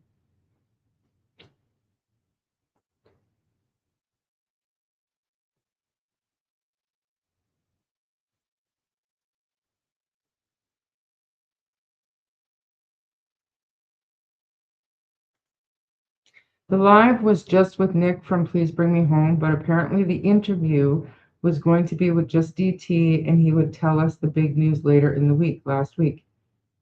Apparently someone very close to Malaya and Daniel. Wasn't that the reason that Malaya left? Wasn't that the big news? And the person that's very close, like he said, it was a member of the search party, and I know of every member of that search party and the art of deduction, like I know who that source is. So is that what you're referring to, April?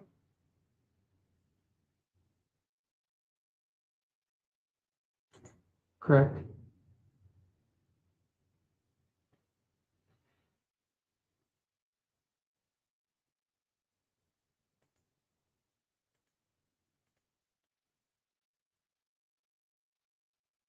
Not found on camera. That does not look like a Dodge Caravan fob. We had two of them. They look nothing like that. The part of it that gets me is this, because this looks broken to me. I've never seen a fob with a bent ignition piece.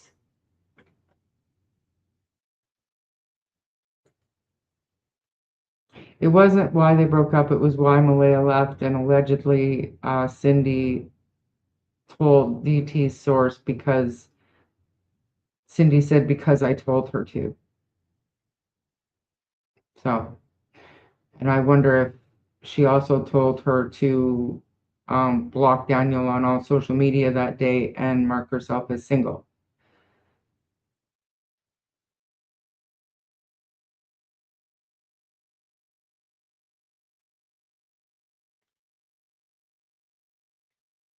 Clickbait, usually.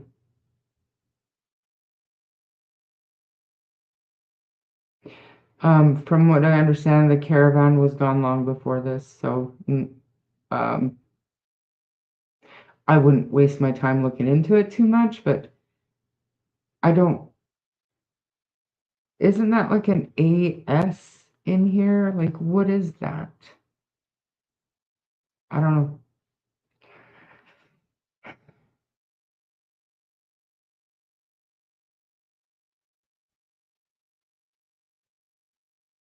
And this might very well be true, cool. So next time we're going to pull it up and we're going to read it for ourselves and we're going to see if it's objective or subjective, the way it's being interpreted by these people.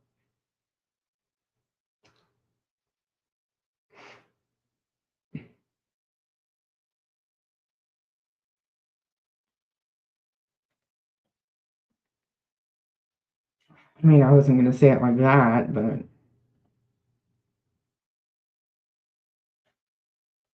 the blue part of the fob is the muddy part is an automatic starter. Huh? This down here? This part goes into the ignition. You stick this part in the ignition and you turn the key. Am I wrong, guys? The fob picture to me, I thought was a separate fob starter. I had one. It's an aftermarket remote car start. And then the other piece beside it, I assume was actually fob key for the vehicle. This? What you talking about?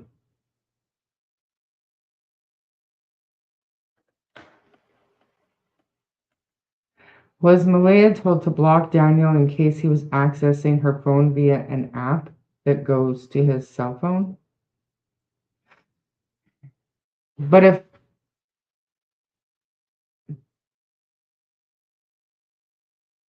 I don't know. I don't know.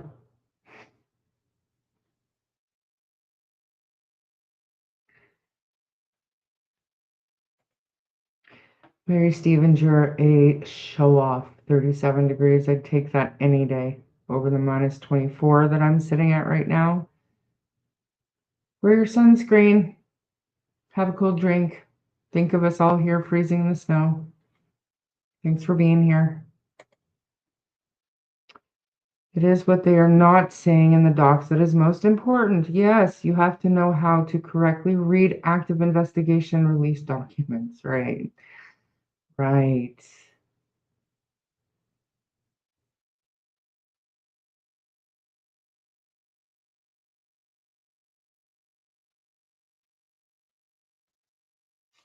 That is the fob part.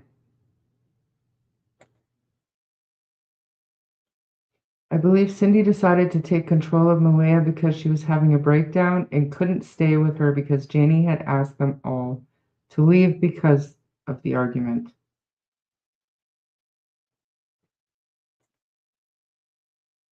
We already knew that Malaya was planning on leaving Daniel, so why did DT think he had some breaking news about it? Unfortunately, she didn't leave soon enough. Well, and Daniel had told me, you know this, I'm going to stop sharing. Let's pull it up. Might as well.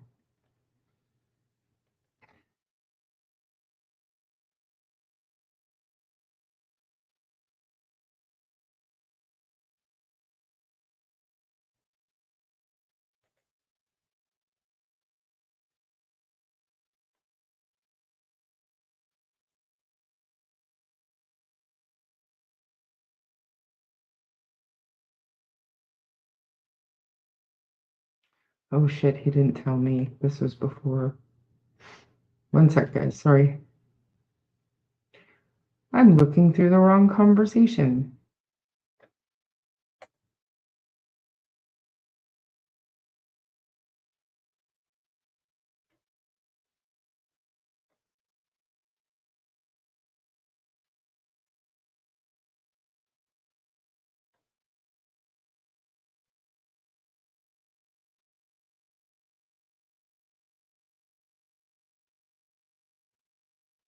Hmm.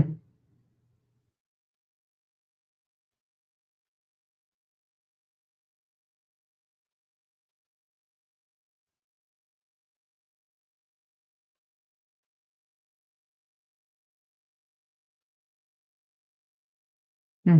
Hmm. Hmm.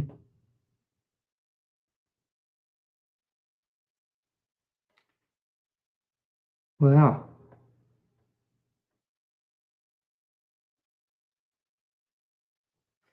how is it that far up?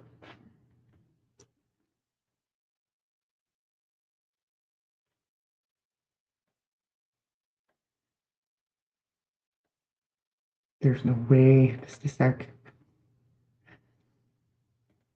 I've obviously got it messed up here. Just give me a second. Media and files. Nope.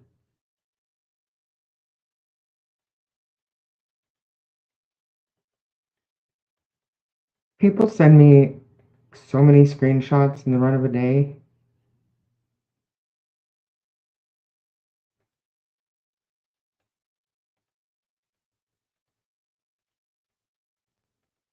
Mostly the stuff that Clutch Them Pearls was going over the other night, those text messages.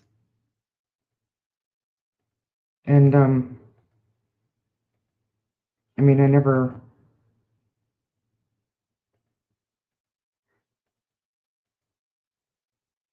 really wanted to watch that.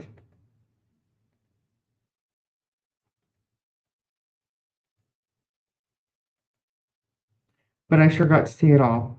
People just send me stuff.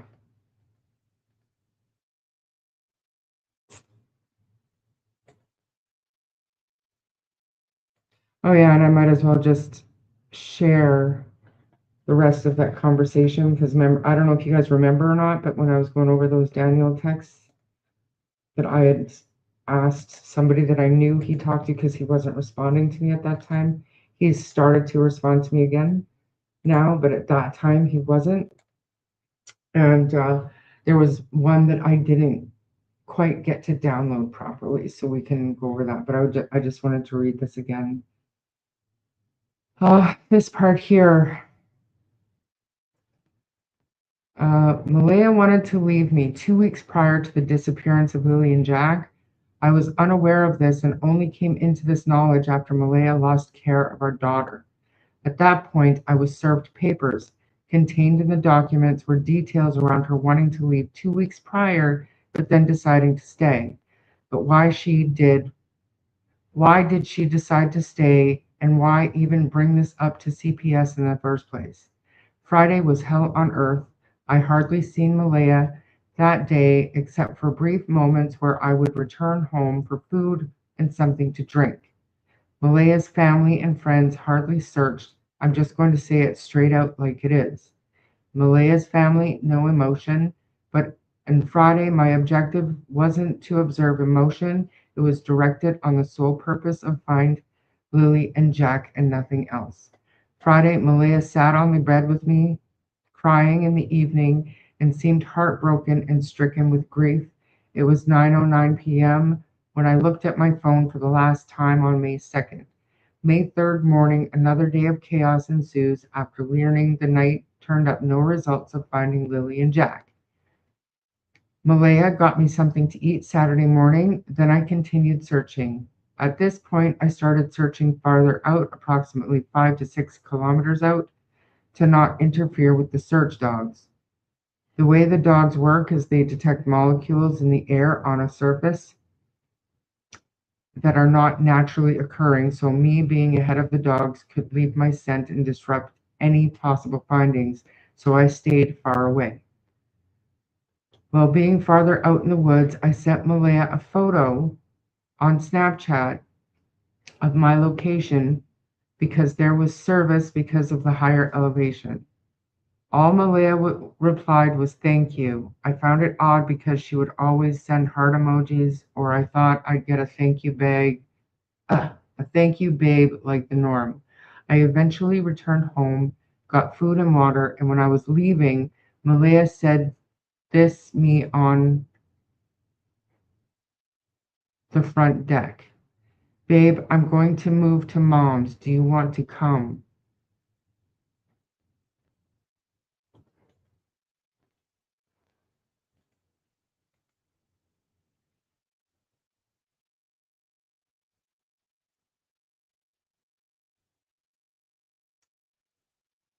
Mm.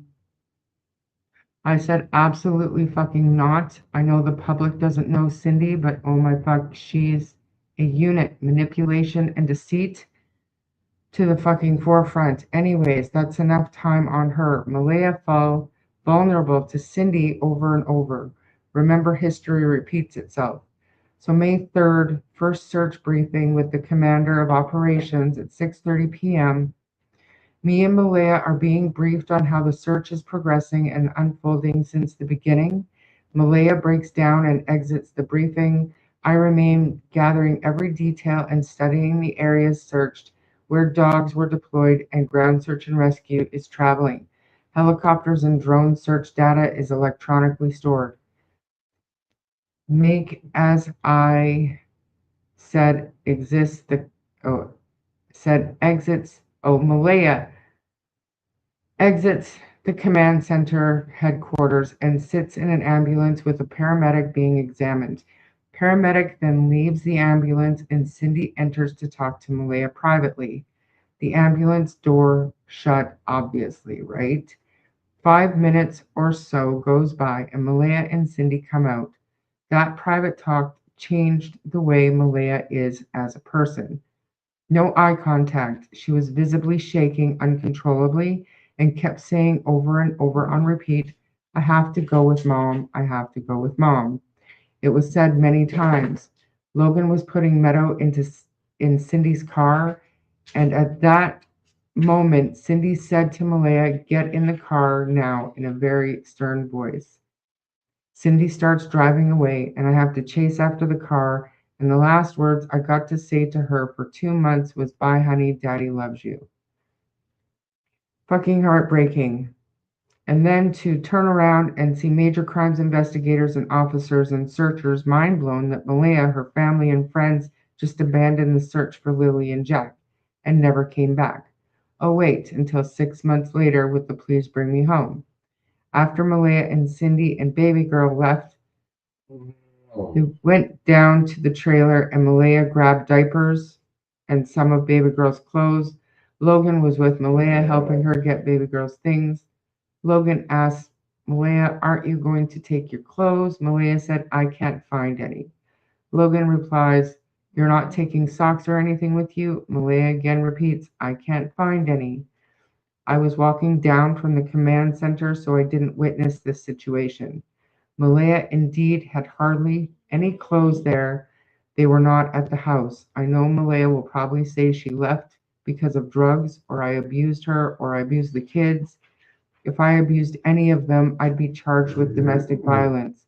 I don't abuse women, first of all, and second, I don't abuse children. Yes, I admit I use drugs.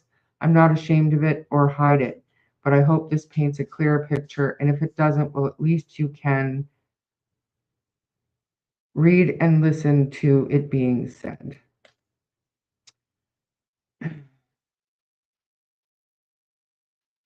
And then he said, Malia did change and she continues to be a shell of her former self.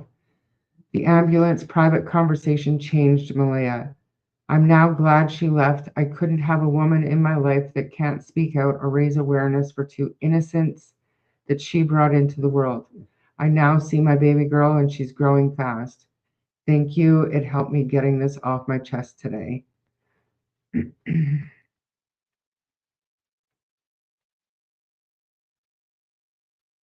So,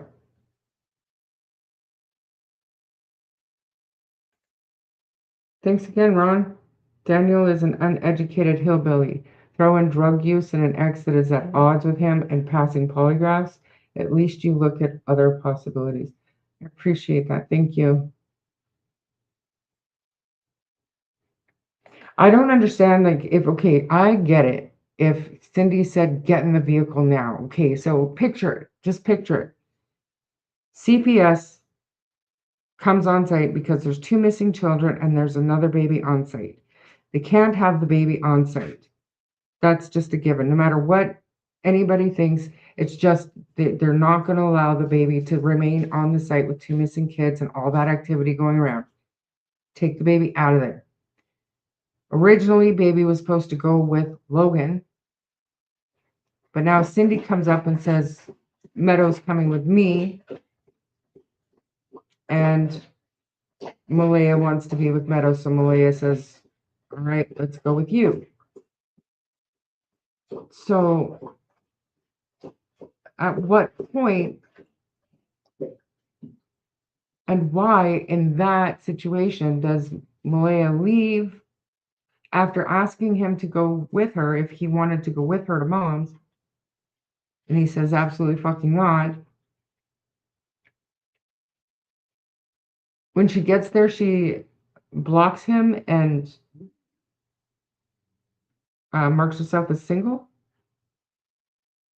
and then goes even further and ends up blocking Belinda and anybody else on the outside that had contact with her. And her mom didn't, Janie didn't kick everybody off the property. She didn't want Haley there. Haley was accusing Daniel of the meth and all that stuff, from what I understand. Janie actually said in those clips, you know, Patty was welcome to stay, Cindy was welcome to stay, Malaya was welcome to stay. I mean, she didn't say it like that. She had a lot more spite and venom in her voice, but you know what I'm saying. Right. Michelle? That's a good question. Can we get a theory from Ron?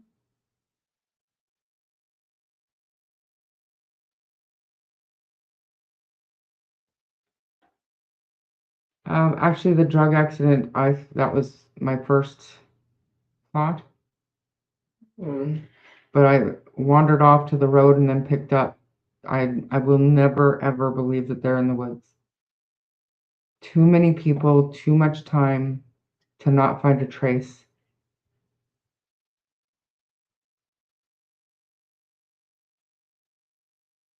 I don't know what that's about, Shan.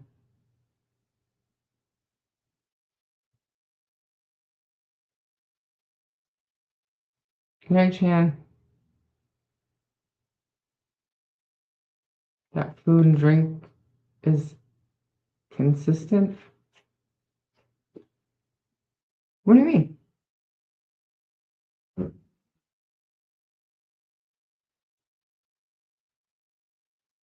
What's a lie? You know what I'm like, Gran? I forget.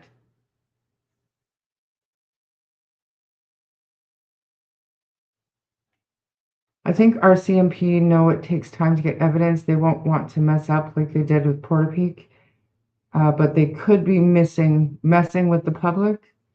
I don't think they would if they thought that the kids are out there missing. They wouldn't. They wouldn't lie to us.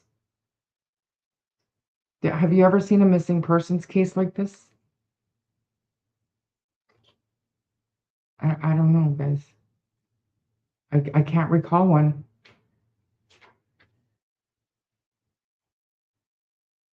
One moment.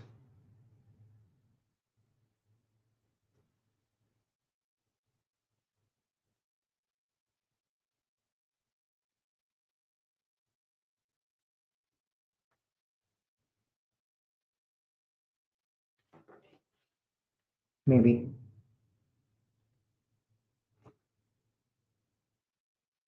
I can't find any clothes.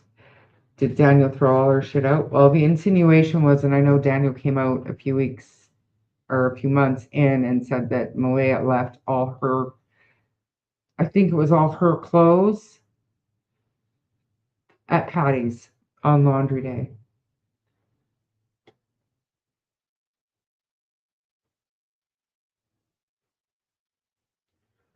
All the lies point to guilt, not innocence. Why do we lie when our kids are missing? Why are we lying? It doesn't make sense to me.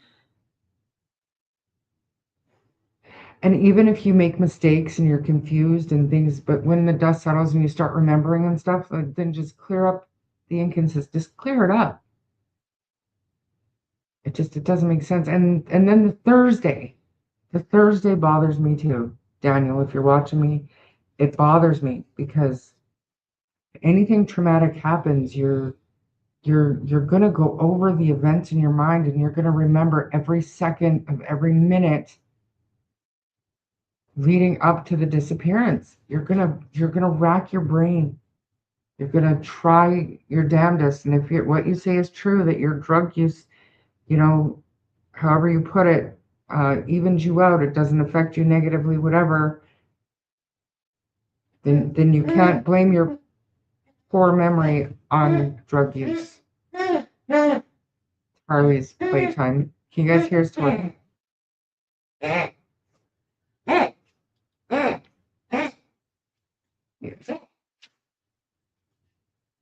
Yes. you have any information about any RCMP case or investigation, yeah, 1-800-222-TIPS, or download the P3 Tips app. That's a really great app to have.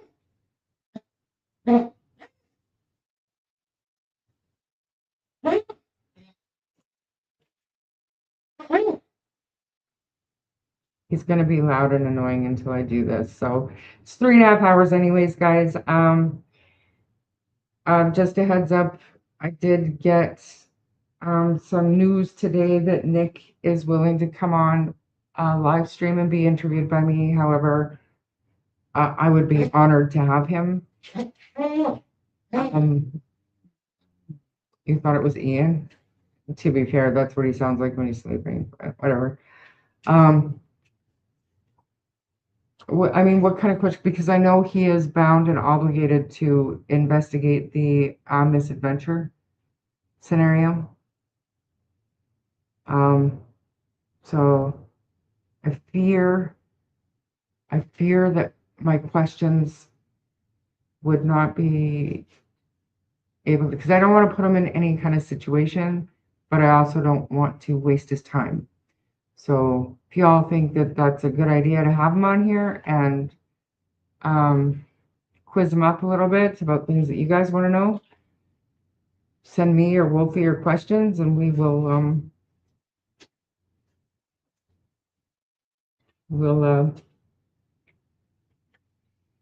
figure it out. And I'm gonna pull up those court documents. And why do we still have Daniel up here? Jesus, Murphy. I told you guys all about the donation money, Seawood, Superstar. And thank you so much for sticking with me for 3.5 hours. And keep your comments coming. You know how to reach me if you have questions for Nick. If I have enough of them and I think that we can build a conversation and a decent live, then absolutely I will have them on. Thank you again for being with me. Have a great night, everybody. Bye. Harley says bye.